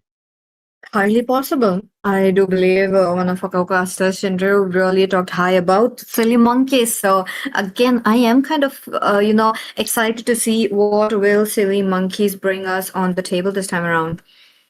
Yup, guys, and we got paid by Shinryu, just saying. All right, jokes aside, Peachy, how do you think the drafting is looking right now? All the bans are done. Bans. Looks like there is just this usual ban we have seen right from the day number one that is just going around. Addition of an Harley though, I wasn't expecting a Harley, but hey, rank it is really working out very well. All the Harleys I have been so far seeing have been faring very very well. But one of the heroes open and already taken down. That's gonna be the Zushin. Now with the Zushin, they'll have to anticipate that the other side will take a bit of a melee heroes or something that could just be little tanky side. Look, Zushin actually kind of like completely turns tanky heroes I into am the puppets power that of she can light control. But incarnate. hey, we've got Kaja, one of the biggest threats in the air. Zushin's not going to be able to flaunt her wishing lantern in the air if that bird's alive. And all honesty, though, I understand why Harley is now being either picked or banned. It's kind of a target lock instant delete button. Harley's deadly magic ultimate, once locked onto the enemies, obviously. I've been There has been a using this for change. long. Harley used to actually have a projectile deadly magic. It can, it used to be, able to block, but now you can't block it, body block it like, a Lolita putting a shield up. You cannot do that. It still goes through and targets the, a target that Harley used the ultimate on. It will find it. It will do damage to it, even if you actually miss the card trick. But again, overall, I believe that Harley is not worth the ban if Zushin is left open, because that one hero is the biggest problem if you are The second Immortal pick. One And chose me obviously to the side vanquish of the team, shadows that Silly plague Monkeys, this they world. got the advantage with that pick. Zushin gets picked on their side. It's more like Yu-Gi-Oh! When you are the second player in the match, you have to have a max I C never card played in a your hand hero. to negate I the was the effects of truth the this enemy's world card, desperately needs. monsters. What do you call it? Effects. Well, I'm geeking out here, but you get the idea. This Zushin, you've got to make sure you ban it. Otherwise, it's going to cause a lot of havoc. And the side of Team Silly Monkeys got a free, win condition there. Crowned That by is true. heaven's Those few mandate, was, your team and I ASTRALIS was shall really endure. anticipating that either of the sides could pick it up, but looks like it is going to be Silly Monkeys, already having that into their hands. Now again, very good heroes up been picked up from both the sides. Last match we did witness the carry going bonkers, almost missed with the Welcome MVP, to but this Dwarf's time around Castle, we Your team really is kind have to dead. see friend. if this carry is going to have See some value in space me? or not. But Your with that, team is Fredrin out dead. of the way, the Grok out of the way as well. Now I am expecting another fighter to be up there coming in from the side of Team Silly Monkeys. Well, I don't think a fighter is going to be there in the banned section. I think more Magic is like the my jungler would ally. be Your actually banned team is out. banning. No, the side. Okay, I think the side of Team Silly Monkeys, they would go ahead and put a fighter in the ban list, but uh, you know, okay, I can't really see it. I don't see the possibility. It's going to be a second jungler. Ooh. Highly possible though. Let's see if they do go for a jungler ban, but at the same moment, the Harriet is out of the way now. Rocks need Against the no carry, Your it protection is team from the just very rain. obvious that we will be looking at a Claude most likely. So let's see if Silly Monkeys do go for that or something. A little more comfort as well, because right from the day number one, match number one, there were teams who are really reliant on their comfort heroes, and they have been doing very well as well. I agree, but well, I like how Silly Monkeys is actually, banning out heroes that could be a possible threat, because obviously you've got heroes like Lunux and everything that could actually counter out big HP targets. But right now, at least given the circumstances, Dazai actually got himself the Zushin. You can't play the My Lunux in the mid lane, peers. and against the Your carry, the team has Lunux is picked not going to be that mortality good. So gold lane Lunux or is not going to be death. working here. So keeping those tanky frontline junglers in the ban department, I think that's the best course of action for Silly Monkeys. That's good calculation from their end, because obviously the side of Team Silly Monkeys can't really pick those heroes because, obviously carry exists, and that's going to be the biggest problem there for picking a tanky hero and in any case. But they're not going to, obviously. Suyu has been picked as jungler, but denying the enemies of that viable option as jungle is going to be the most important thing. It's the most interesting thing that I've actually seen all day. But look at that. We've got Claude getting picked onto the gold lane. And one of the only heroes that can actually be a direct counter Claude is My Leslie. mission So is to that is not going to protect be our possible. Dancer, it's Carrie our got picked. Your showtime. Claude team gets is picked. picking. And we've now got a Hylos. A Hylos always welcome. The Ring of Punishment slows down movement speed and attack speed. Carrie cannot stay too close to Hylos. But she can't obviously melt him down, but you can't really stay long in that Ring of Punishment. Let's see though what's gonna happen because looking at the draft so far, we will be getting the real fights and everything after the turtle because they'll have to get level 4 as quickly as possible and then try to engage, try to get advantage of each other. But one last pick, the jungler is much needed as of now. What is going to be a answer against a Suyu is in Hayabusa? As much as I've seen right from Suyu has been released, all the Hayabusas have been taken against a Suyu. The Suyu wins. Oh, look at that though. See, I didn't mean to cut you off, but the fact of the matter is, it's Sasuke Uchiha on Silly Monkey's side, and he's facing Yeah. up against Kakashi. I love to see it. Oh, this is going to be a superb match that we will be able to witness. So, ladies and gentlemen, buckle up. We are gonna go into the land of dawn as soon as possible and do predict which team does have the higher chance of winning because draft as well as the execution matters right here. Now that the games have been going very quickly, fourth match, what we will be saying. Crooks, what do you think so far to seeing the draft? Let's see.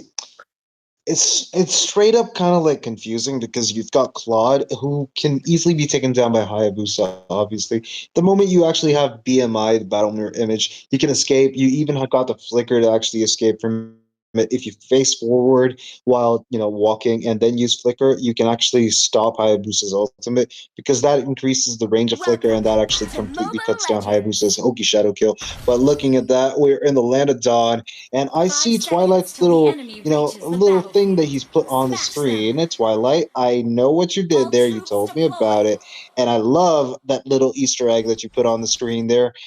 Chat, if you guys can see what I'm talking about on the screen, you're going to find something very peculiar. If you can find it, Twilight is promised to give you 500 diamonds. If you can't, well, that's a skill issue.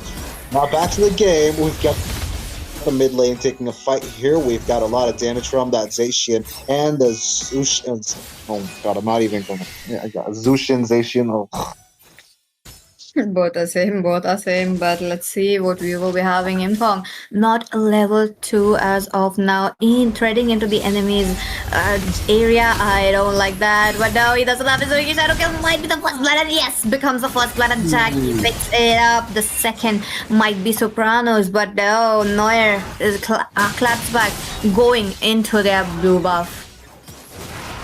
Noir, dude, I want to make a boys reference, but that one play kind of like gave Noir the advantage here to actually take the blue buff from the Hayabusa. He does not have the farm. He's got level 2, and that's it. He's absolutely stoked right now. He's got to make sure he plays safe. He's going to go directly and get himself his red buff. I think that's the best course of action. Now, the fact of the matter is, Noir has an unpredictably, a huge advantage in terms of jungle. He's already got himself his Ice Retribution. He's already got a lot of map control with that little invade with his team. The moment that Hayabusa Imkong actually got taken down, that was a big problem. Now, the fact of the matter is, the turtle's coming up. Do you think that the side of Team Prime Astralis has any chance of taking the turtle, or do they have to just give it up and try to get the kill on Claude?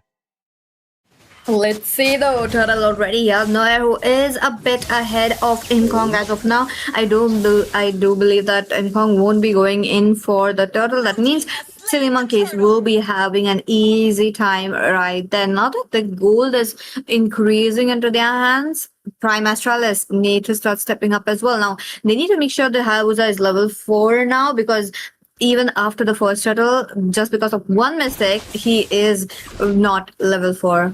But into the mid lane. We've got Jackie jumping in. He's just absolutely stomping on the enemies.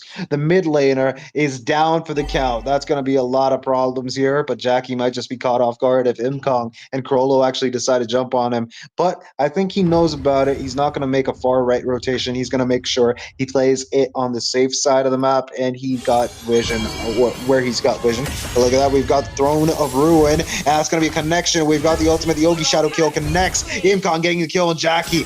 surprise, surprise, it's not just the Alice. Frollo had backup, and Imkong was the one who actually secured it.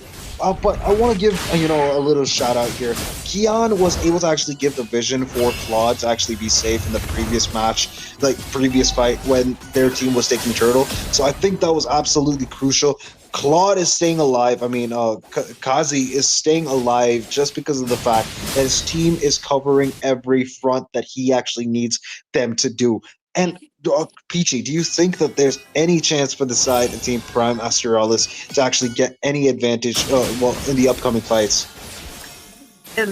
If they want to, like, they'll have to make sure this Hayabusa will be having a little bit of an easier time, which is not. So I don't believe that's going to happen because Silly Monkeys are really not letting them have a easier time. And on top of that, Silly Monkeys really are covering them up in every single moment. Look at them. Now, we have seen Prime Astralis trying to go for a gangs multiple times to go into the bot, into the top lane as well. But this time around, Silly Monkeys, they are trying to scout out every single bush. Now bottom lane, Suyu versus the Hayabusa. I feel like Hayabusa will be having a disadvantage since the Suyu does have his immunity skill up. Oh, that's true. He also does have a dash that can counter the Hayabusa's Ogi Shadow Kabbalah. Look at that. We've got a Flicker being forced out. Throne of Ruin too. Alice running away. Krollo did not have a response to that. His teammates were not ready for that insane amount of damage that Alice just took. He's not tanky just yet. He's got to make sure he farms up. He's got to get all of those crazy defense items for him to be a beefy tank. But for now, he's as squishy as every other mage in the game. All honesty, though, the side of Team Prime Astralis is really losing in on economy. They're losing in on the map control, too. Look at that. The side of Team Silly Monkeys, they're making every move count. Let's see what they will be trying to do because Silly Monkey is really pushing their advantage as of now. Looks like Hayabusa will be not having that buff anymore as well, right from the minute number 1. Still, he was the one getting those buffs taken away and all going down to the hands of Noir. Now, Silly Monkeys, though, still trying to get some more advantage. It's still 2-for-1. Both the sides do really have a bit of a disciplined gameplay, but no carry. The stun from the Zetian will be there. It's kind of like a stoppage while Kian will have to think about going back. But what about Jackie? He pops his Black Dragon form. He's trying to go for the Sopranos as quickly as possible on his path. Thus managed to get it. Now this is what I was talking about. Imkong, you need to dodge that. And no, he did not manage to dodge. Bro, the guy just poked Hayabusa until he actually got taken down. The top lane tower was poked down by Claude, but while his team was actually giving him protection, bot lane was absolutely crazy. Sasuke here giving Hayabusa, Kakashi obviously, the 1,000 year of, what is that thing again? Oh, anyways, Sasuke getting another kill. Noir doing the job for his team, making sure that Gary was taken down. First death for the gold laner for the side of Team Prime Astralis. The turtle is now spawning in. Wait, what was the attack's name again? 1,000 Years of Pain? Yeah, that's what, Sasuke just did there. Sasuke giving, Kakashi the 1,000 Years of Pain. And that was a very, very funny sight to see.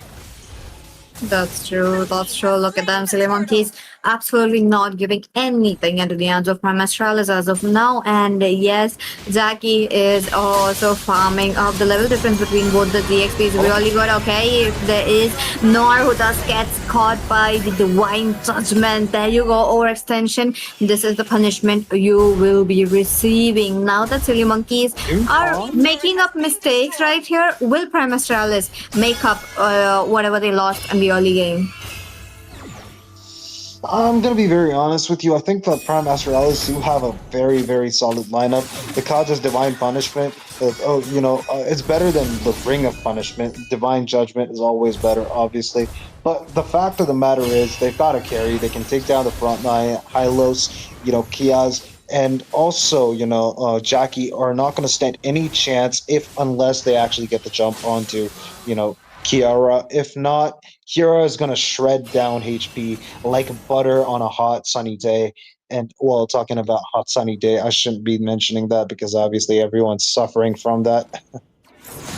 That's true, but okay. Divine Judgment once again going in for Kian. This time around, he pops his ultimate, trying to escape, but no, that the attempt will be futile. As of now, Silky Monkeys don't have the front liner, but the secondary front liner, Jackie, is still present, so they do have a bit of a chance to jump in, but without a proper high loss, I don't believe they will be trying to take any more kills or any more there. But okay, Jackie. Looks like Sepronos, he is trying to get in, but no, this gets picked up by that Lantern Flare. Now Zaytian pops his ultimate quite early, though I do believe that would have been a bit better if it was around the Lord, but no, the cooldown's gonna be quite high as of now, unless there's a fleeting time onto her.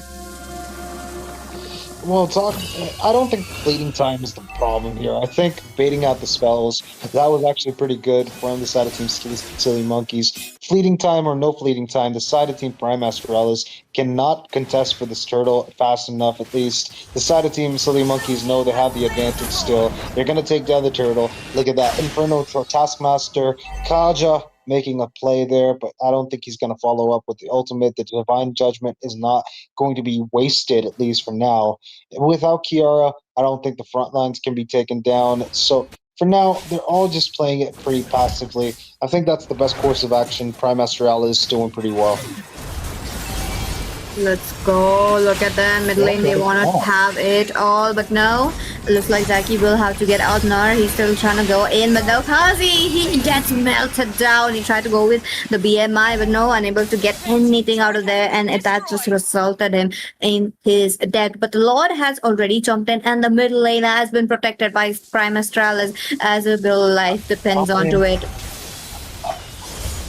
Oh, look at that top lane under pressure. Imkong forced to use the Yogi Shadow Kill, the Lantern Flare, putting up the stacks one by one. Imkong knows this, steps back, makes sure that he stays alive, carrying the bot lane. Kiara making sure that the Lord does not connect onto the tier 3 in the bot side of the map. The side of Team Prime Astralis, they have put up a good defense.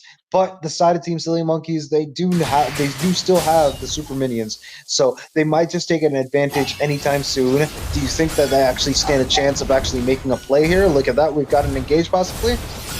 Let's see. Imkong really playing it very safe as of now. Looks like he will finally get his both the buffs in his hands, but Silly Monkey, they are waiting it out for another team fight possibly. Now that their vision is out just because of a Viroro, so they will have to play it a bit safe. Now Soprano is looking for a Divine Judgment. Look at them, both the teams already. Kian jumps in with his ultimate with 18, stops them. Now Alice though still into admits that but loses their middle lane, and they lose their mage as well. One by one, it's just crumbling down, going into the hands of Noir. He picks up a triple, but almost a maniac. But Jackie takes it away. Jackie, no! Don't do that, bro. I don't like that. I didn't like it. We could have gotten a Savage. But hey, they're going to trade that Maniac for a bot lane tier 3. They're probably going to push it in. Lantern Flare making the statement that they needed. Kiara down. Kia's got the kill. And that's going to be one tower secured for the side of Team Silly Monkeys. And I think Shinri was right when he actually mentioned that the side of Team Silly Monkeys are going to play really good. That's true. Let's go. We definitely got the result screen coming up. Yes, sir. We've got the results on the screen right now. 008. Oh, come on, Dazai. You could have just put a 007. We could have made a James Bond reference there. Well played. He's got the MVP. And Jackie, obviously, you're not going to get the MVP after that steal from the Maniac. Not deserving of it. You played good, but you don't deserve the MVP. Well, Noir, on the other hand, he played really good. I think he's got a lot of teamfight participation. Every fight that he was in, that ended up with at least 1 or 2 kills for the side of Team Silly Monkeys. 10 kills only. That was one of the fastest games in this tournament, I believe. 11 minutes.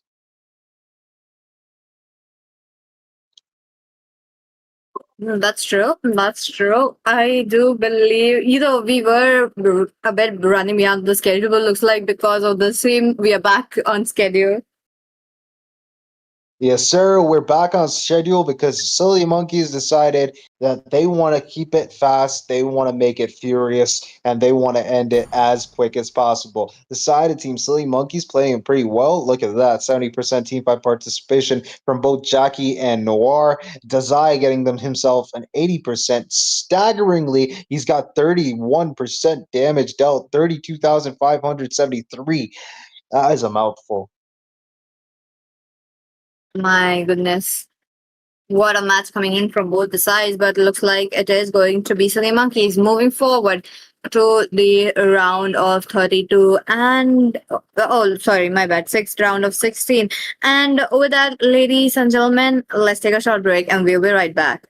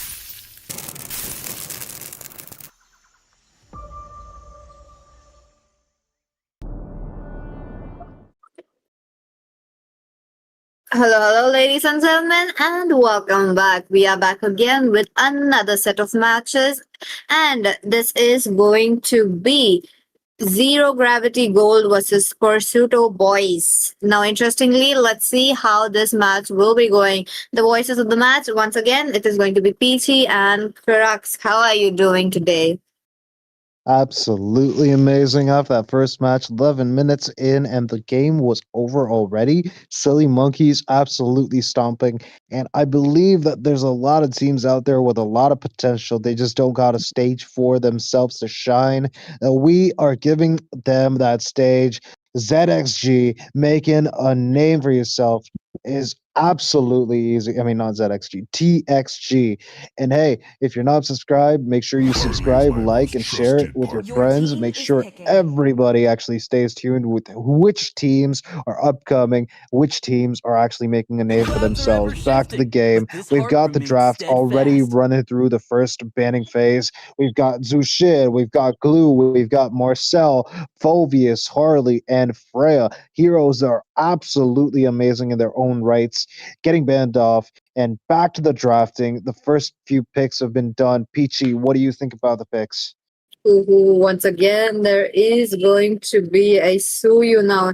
Interestingly, I did wanted to see Suyu's coming up. Now, again, with the Suyu present right here, it is going to be really interesting to see because last match we have seen the vessel how it was going. Maybe today is the Suyu is having definitely a very good time. But other than that, Grok as their first pick, while something like a Zaytian is still open. Let's just be very, very clear about one thing, yeah? If Mhm. your first pick, don't ban the Zushin. Zushin is always a good hero to have on your side, okay? So if you want, get the Zushin. If not, the enemies will definitely ban out the Zushin. And let's just face it, the side a team, what do you think? Do you think I don't even know what to say. They've gotten themselves the Grok. I think that's a good strategy, but Zushin being, I don't think that's the best idea to ban out a Zushin. Ooh. I mean, onto the blue side, yes. Onto the red, that would have made a bit sense as well. But there you go. Kelra Yeah. picks up a Alice. Alice versus Sora. I feel like that is very much we have been seeing. And with that, Valentina have been forced. I feel like this is a forced pick. Come on, there's a mage, there's an EXP laner. Ain't no way, the other side will pick up a Valentina onto the gold, trying to, counter that Sora. But why are they just making it better safe than sorry? Look, all fair honesty, they've got a Grok that they can use the ultimate off. The mage department is still open. The side of Team Zero Gravity know this. They can always use and utilize either Zacian's ultimate or, the Phoenix Descent or the Tectonic Charge. The copied ultimate could always give some value to their team. I think the Valentina is legitimately a good option here. But let's just face it, Sora getting picked and, yeah, Sora being picked. I think Valentina is the only one counter that could actually be a threat to him, and the rest of the team, obviously. But yeah, like you said, the Alice and also the Mage Zacian have been unpicked already. So, well, it's kind of like it is what it is kind of moment. Oh, that's true though. So let's wait and watch. Because Kalea is also out of the way along with few junglers and marksmen. So both the side do need marksmen. Now we will be able to see a Claude incoming. And along with the Claude, something, or maybe against the Claude, something interesting. But other than that, Kazue went ahead for the Khalid as their roamer. Brilliant roamer against the Grok, but team, they'll have to wait it off and they'll have to give up a continuous chain CC for this Khalid. Well, it is a possibility, but let's just face it. Kyrie, Calra, Keyboy, what are they even trying to do here? Walmart versions of those people here in India? Absolutely amazing. We've got a certain set of heroes getting picked off by the side of Team PB. They've gotten themselves the Hayabusa. That's a good pick, in my opinion, against the Valentina. I think that's going to be a valid option here. Cutting him off, making sure that the Valentina is dead. I think that's a good strategy. And also a hero that's good on his own in the gold lane. Clint getting picked off. So let's just wait and watch what the side of Team PB will actually pull out with this kind of draft, because obviously they've got a few heroes that could actually control and keep the team fight going on, especially with the huge AoE that they have. Throne of Ruin, Tectonic Charge, and even the Phoenix Descent. I think that's absolutely good in terms of actually having control and also a lot of AoE denial for the enemies. Zero Gravity, though, they've got a lot of the same situation going on for them. They've got the Torrent form from Sora. They've got a Blazing Duet, Shifting Skies, Blazing Duet that could be very, very deadly, especially for PB to actually deal with as a group. But the side of Team Zero Gravity, they've got a lot of combinations that they could use too. Let's see, though. I'm really interested to see this match because, every time I see a Valentina incoming, it is usually a first pick. So maybe if this Valentina will prove me wrong or not, curious to know that as well. But other than that, let's head into the land of dawn quickly. Absolutely. But hey, Peachy, do you think any draft stands out in terms of what you can actually feel, the vibes from the side? Any of these teams, do you think that you feel a better vibe in terms of actually having a better draft or something like that? Or do you think both of these teams are equally matched? Because that's what I feel. They've got a lot of team fight composition. They've got a lot of, what do you call it? Executors that could actually go into the back line. In my opinion, I feel like both of these teams are equally matched. Do you feel like any of these teams, though, have a significant advantage or maybe even a slight advantage over the other team? As of now, even for me, it feels 50-50. Kind of depends on how the mid laners fare for Valentina because, as I stated before, Valentina is somewhat feels like a first pick. But hey, Ghost Viper really helping out. Like the whole team is just making sure this Hayabusa will be having a healthy time right there. But again, bottom lane being a bit left out though. Khalid really giving all that support right there. True, and look at that. Sora has rotated to actually help the jungler and the mid laner to get the little Wanderer. Look at that. They've secured themselves the Wanderer. Zero Gravity, making a name for themselves already. They're putting up pressure in the mid side of the map. Sora making sure he soars down there. Celestial Armaments have been procced out. Khalid's beautiful sand skateboard act there ended up with a minor victory, which could always translate to something even more important during a big team fight. Look at that, Khalid giving a vision. I think Kazaway is making a very, very good wave of a wave of decisions in this match. Look at that, he's already connected, and that's going to be first blood. Zero May getting the kill for the side of Team Zero Gravity. And look at that, bot lane getting pressured. Claude, I think he's trying to do something, but he's got his teammates backing him up. Khalid jumps in, that's concussive blast, he misses. We've got that stun missing in 4K. That's not good. Battle Mirror Image still there. I think Clint can't really do much now in this position, so he's going to stand there for some reason. Keyboy is also just standing there. Are they lagging? I do have a feeling that's going to be the case, but looks like both the boys are back. But Zero Gravity, go look at them all together as of now. They're really ready up for the other team to jump in as quickly as possible. Now Turtle is up. That's going to be the first Turtle, so that's going to be a very fierce fight because Kyrie type she falls down. The first member right here along with the Satan. Now, as you mentioned, Crux, there you go. Looks like Zaytian will be picking up the Grok's ultimate, and that's going to be another easy invade. Yeah, but the main factor, of that win for the side of Team Zero Gravity was the fact that Shifting Skies was used in such a beautiful way. It actually ended up giving a huge advantage for Zero Gravity. The side of Team PB, they don't really have a response to this, but Alice is again tanky. Look at that, they're jumping inside the tower. It allows him to actually get the grab for himself. But bot lane seeing even more pressure now. Oh my goodness. Oh, there comes the Rising Sandstorm as well. And the combo wombo with Valentina as well. What that was really was needed onto the bottom lane since Henry Cutie is actually farming up very, very well. Look at that. Turret gone. I do remember him that he was there into the mid lane, taking away the gold shield as well. But onto the bottom, perfectly doing fine. Not true. I mean, the moment you got the river, giving you movement speed, I think it's a good opportunity for you to rotate around the map.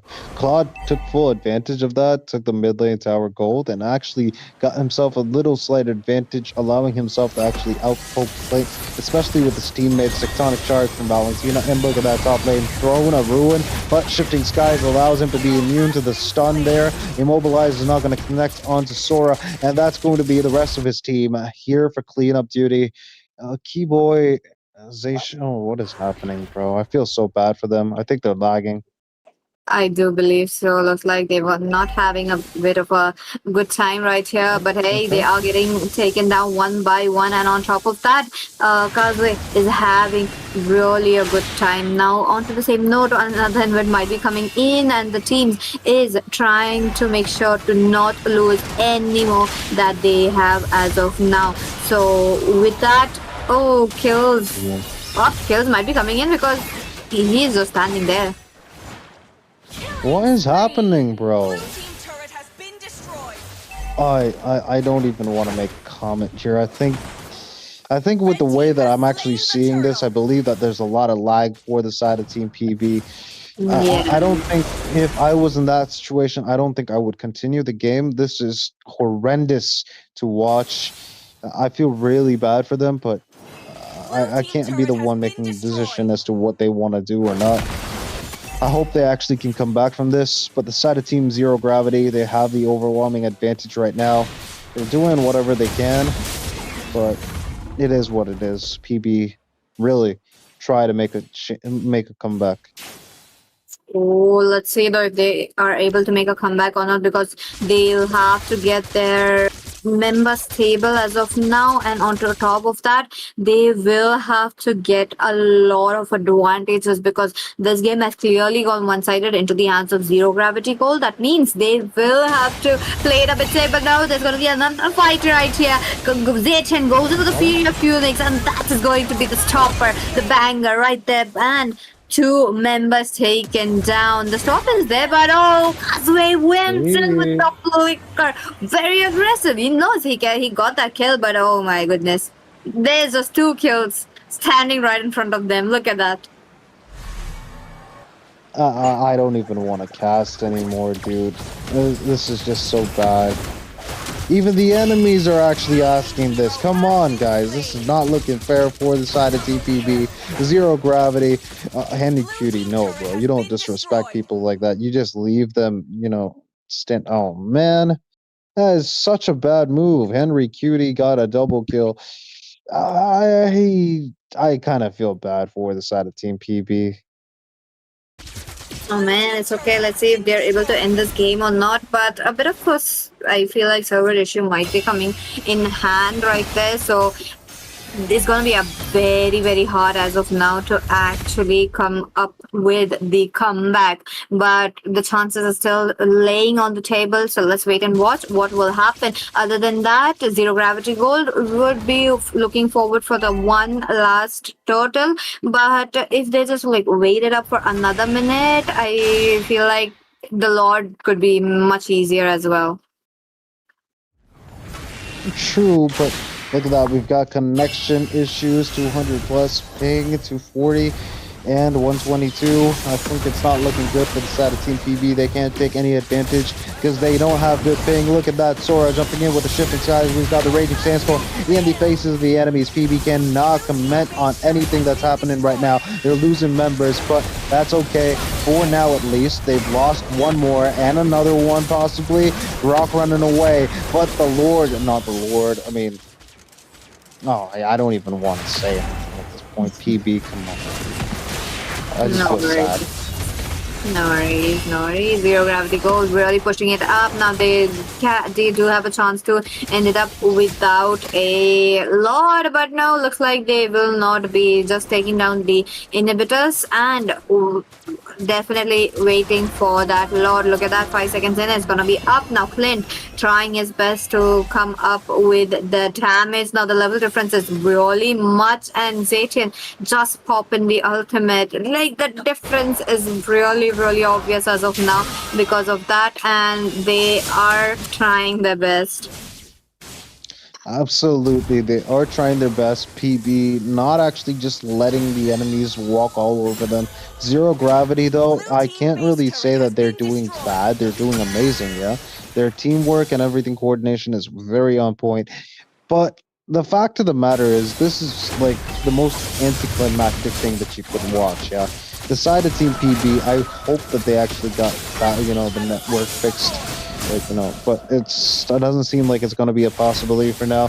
Zero gravity, they've gotten themselves a few core items. They're going to do a lot of damage. The side of Team PB can't really deal with that. They don't have farm, neither do they have good connection for the moment, at least. It's kind of hurting my heart that the Hayabusa is getting melted down by Claude. We've got Shifting Skies in the air. Everyone jumps up in absolute joy as Valentina uses the ultimate from the Grok. Tectonic Charge connecting onto the face. The Nexus gets absolutely shredded down. The game is over, guys.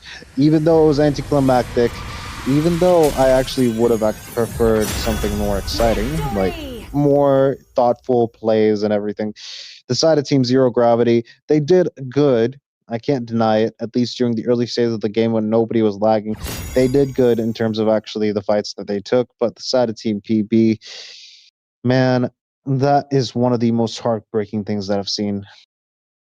True, though. They did not get a bit of a chance as well for the comeback as well, and boom, game over for them. But looks like it is going to be the zero gravity goal moving forward towards the round of 16. And let's see what will happen, though.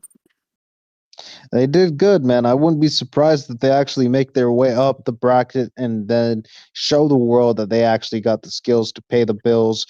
Overall, though, I really did hope that PB got a chance to shine too. It doesn't seem like the case because obviously this anticlimactic ending is what we got in this timeline. So we're gonna actually stick to that one.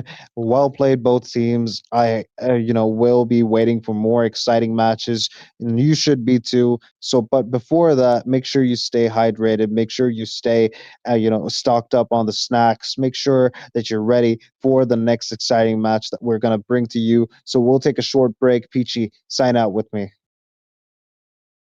Yep, let's go.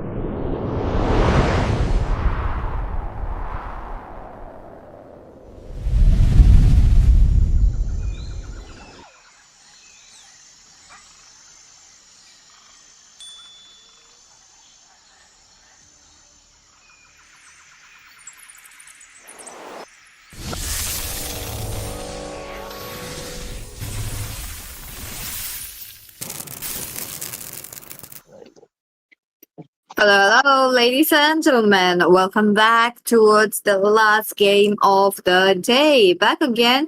We are back with another interesting teams, and I would say both the teams are definitely interesting because it's gonna be Femboy Gooners versus Baby Got Track. Who comes up with these kind of creative names, man? I don't know who does, but I hope they actually get something better than whatever they're doing right now. Fingers crossed.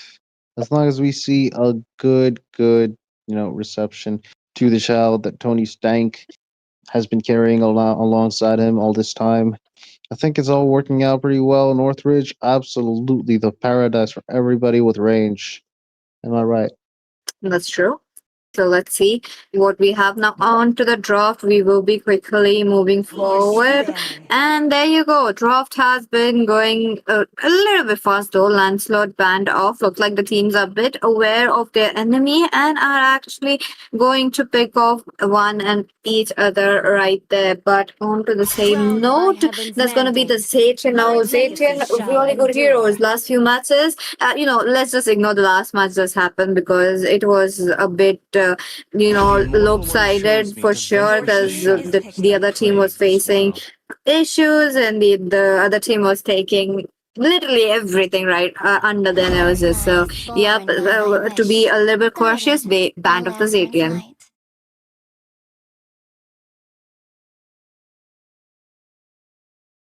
And with that, the Suyu will be picked off. Now, again, the Suyu is also another good hero onto the jungling. It really matches up and also has, good amount of damage as well, plus his escaping abilities. As of now, he is getting popular due to the fact that it is really highly sorted hero in the jungle as of now. But to say the same, the solution being open, the solution will be taken. I love that there's a priority coming in of the Zushin, priority of a Suyu than a Zushin, and I really like that.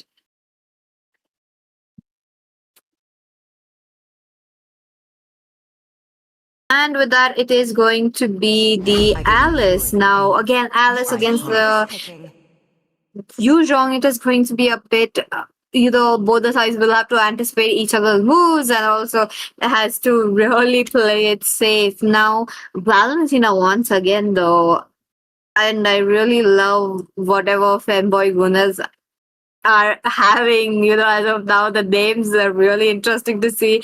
And kudos to them for having creativity right there in a way that I was not expecting. But let's see how they will be coming in execution wise.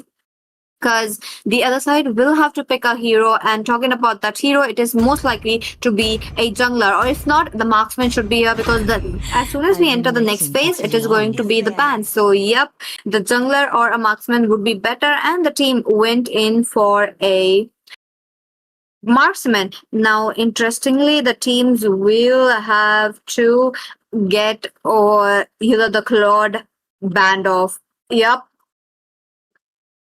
Against the Claude, against the carry, the Claude makes perfect sense right there. And since the Claude does have mobility and carry doesn't, it will be a bit better if they do ban that hero up. Other than that, would love to see something onto the tankiness getting banned away. But looks like it is going to be a Hilda. Along with an Hilda, I do believe we may be able to get something like Grok banned as well.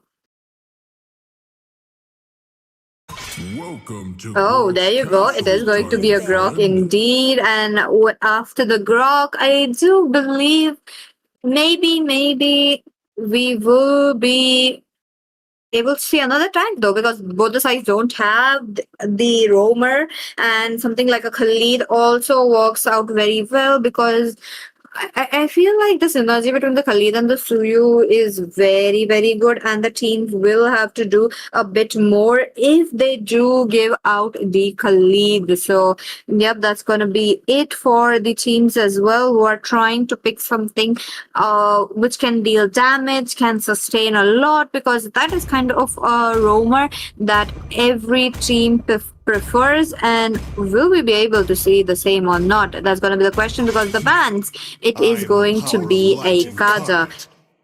Kaja, interesting though, because it has been definitely coming up as one of the good picks, because there's been a lot of teams who have been picking these kind of heroes and actually dominating it. And let's not forget, we did have all girls I'm team bound by nothing. who did Be it dominate family or with destiny. this kind of a pick. So yeah, that's gonna be it. It looks like the last ban is a Gushen, a bit rank centric ban though. I wasn't expecting a Gushen right there, something maybe on a tanky note probably, but no, that is going to be a bit, you know, rank bans. But 4 more heroes to go, ladies and gentlemen. What do you guys think? What will the hero be? And other than that, I would love to see your predictions about the teams as well. Or if the teams do have fans, do let me know, because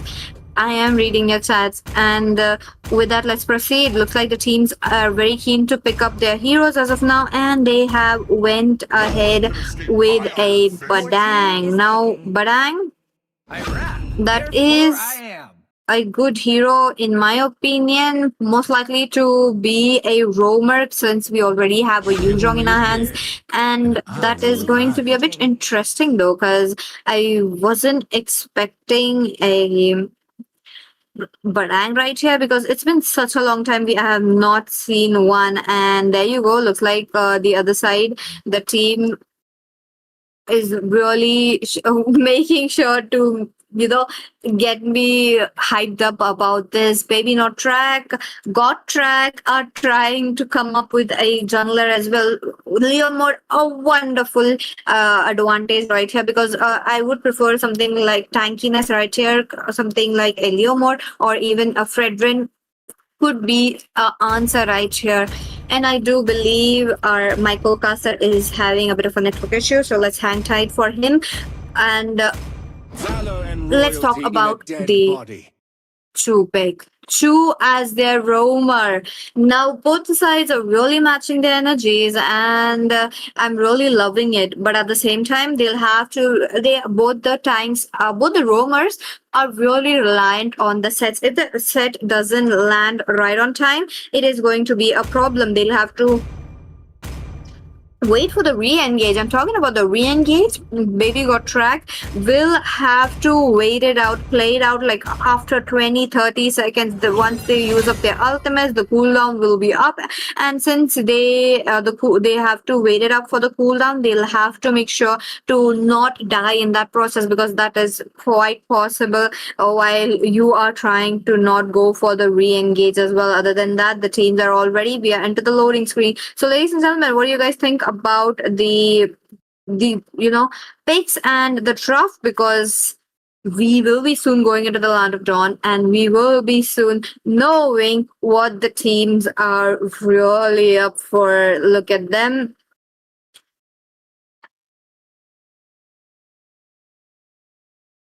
What will happen, because either of the sides can make it or break it. And early game, I do have a feeling it might be the Suyu who will be having an advantage. Oh my goodness, look at that, everyone matching their recalls. This is what a teamwork looks like, and crazy enough, they will be heading into the land of dawn. That's going to be Femboy GOONERS versus Baby got track.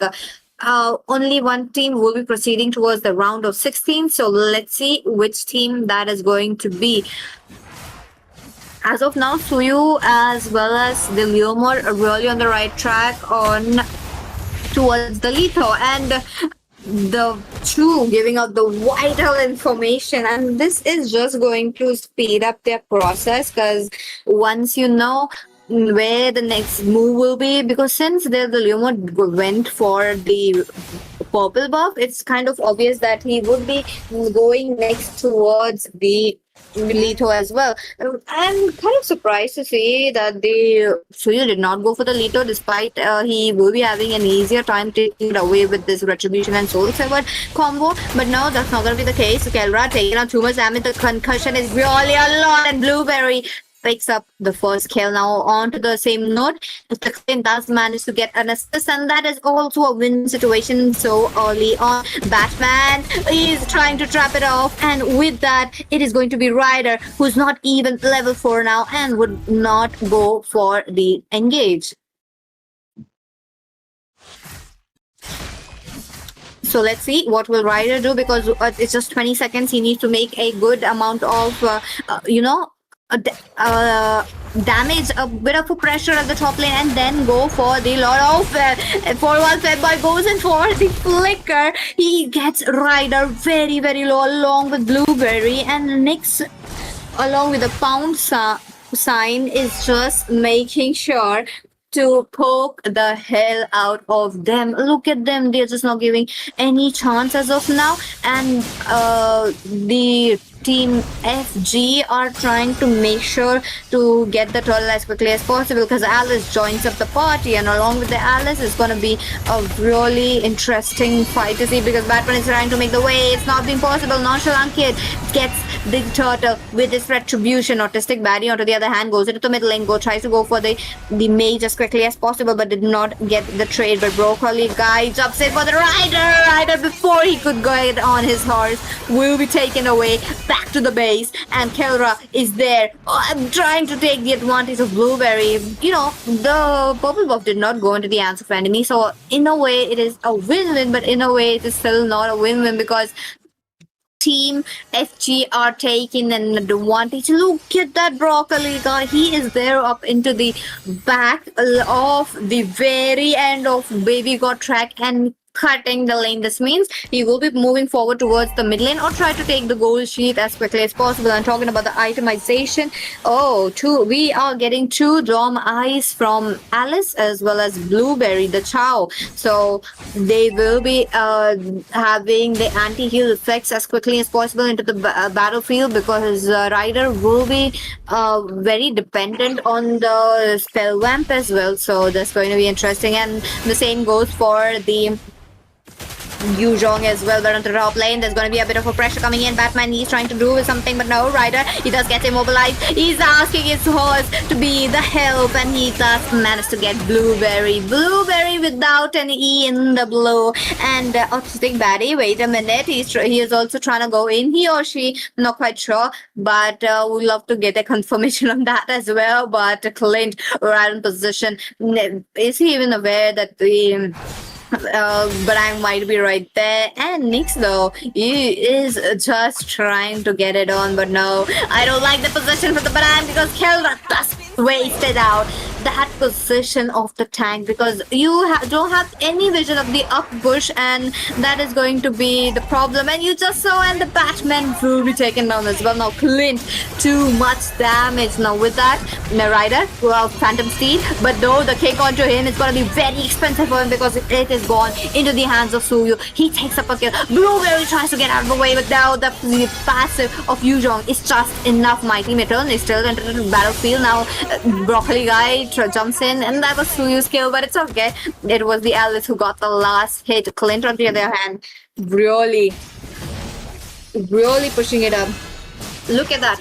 All the gold shield is in his hands as of now, and with that gold shield, he is going to farm up now. Itemization wise, yep, he already has farmed with the first item, while Carrie has not even finished her boots now. Okay, FG, look at that. They are showing that they have all been matching together. On the same note, Batman takes away a bit of a damage onto him, and Ryder is really not in a good position, because every single moment where it is open, it is the team FG is there into the face of team Baby got track and is really not leaving any space right there. Wait a minute, Blueberry is trying to go for the kick, but no, the window of opportunity just flew away. But for them, Batman really looking quite low. Nyx jumps in. That is going to be the Valentina, not the Jinx, but Valentina can copy just so far. Kelra falls down along with the Rider. Femboy Gooners, they are making this game one-sided onto their hands. 10 kills, making it level. Double kill into the hands of Nonchalant Kid. And on top of that, it is just the tank falling down. Like 3 for 1 trade. And that is just going to be there. But my combo for this Valentina, who was recalling right there in the open grounds. Well done, Mithun, because that kind of, fast response from the EXP, it is really rare, but he got it. But he's looking in a very bad position as of now. A bit of a knockup is just saving him time, but no, he is there in the protection of that turret. So let's see how the team will be trying to fare it out. Broccoli guy, he does get stunned up against the wall as of now. Nonchalant Kid as a backup, but no, he realizes that he will be leaving out in a safe manner. Now with that readiness, I really love how the Suyu is a little bit spreading around that the Alice might be giving a setup. But no setup coming in, but from Blueberry we might be able to see that because Batman is just getting melted down. Ryder onto the other hand gets kicked out. The backup is just not it for Ryder because Femboy goes in with her. Oh my god, I can't pronounce their name.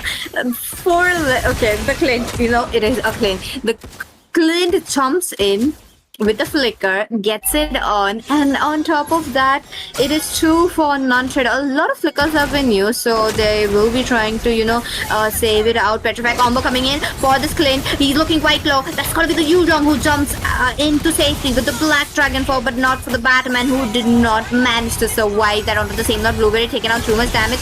Picks up by Nyx, but Nyx will be traded off one by one. The revenge play is coming up, and can we look at the items once again, because this Badang is really, really squishy despite building up these Thunder Belt. Look at that.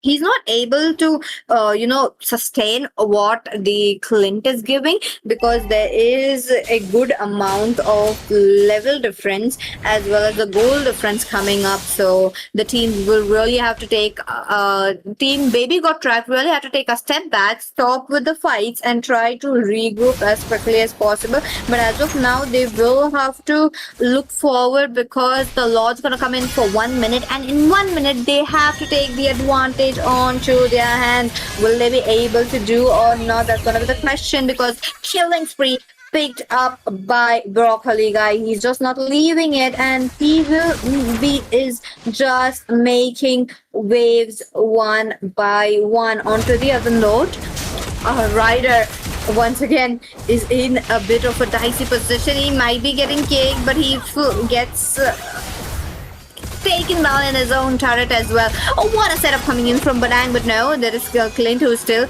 trying to be there as the damage dealer right there. He will be taken down, he will be punished, and this is the magic of Zushin. When played right, you will be getting a lot of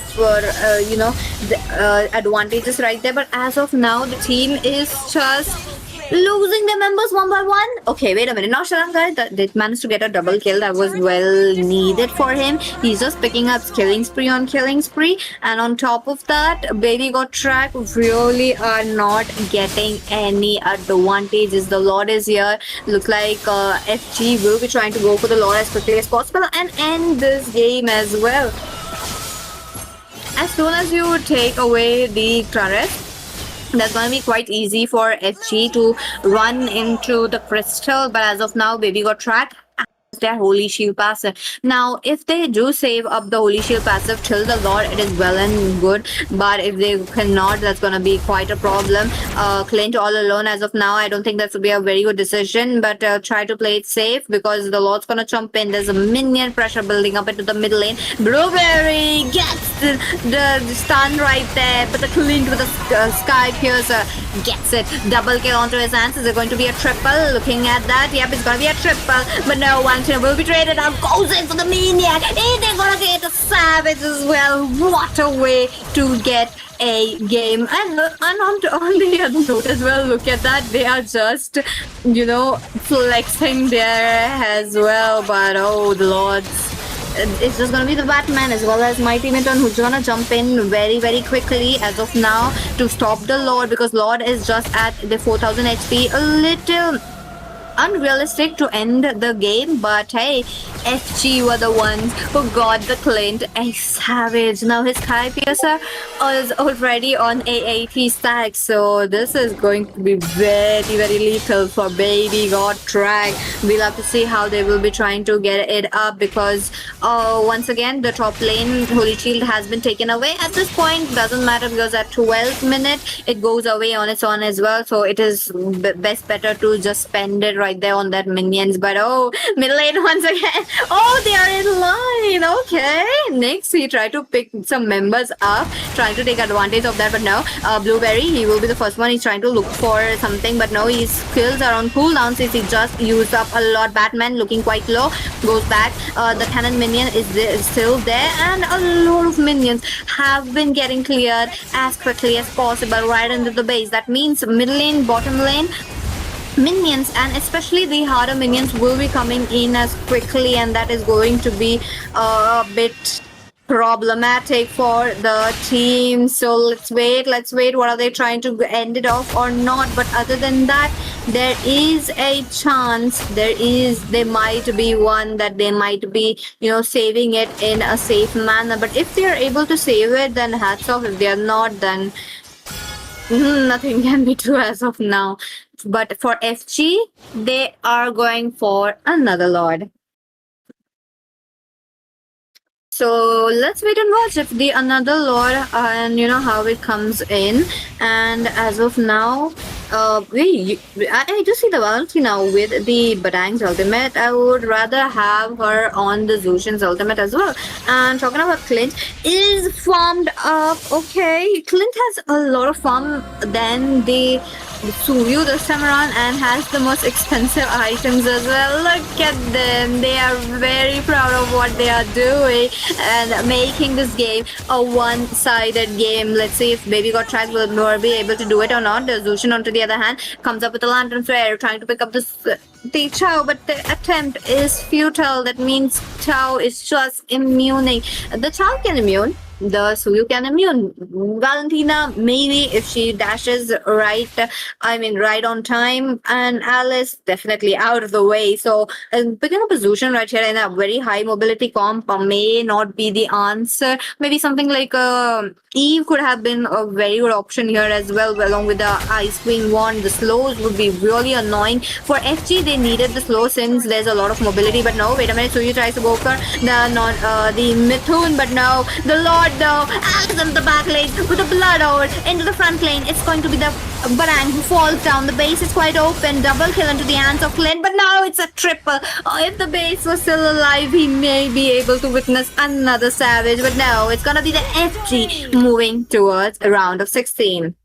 Congratulations to the team, but hard luck for the other side. And with that, let's look at the result screen.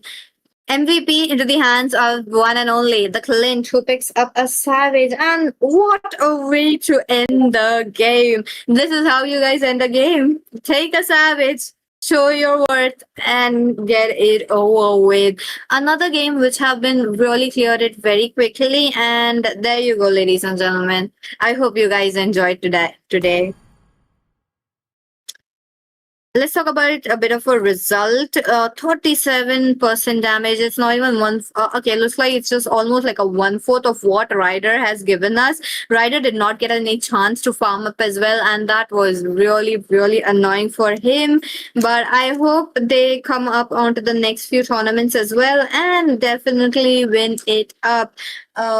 Would love to see what will happen. But with that, ladies and gentlemen, let's take a break and we'll see. We'll come tomorrow with more exciting matches because that's going to be the round of 16.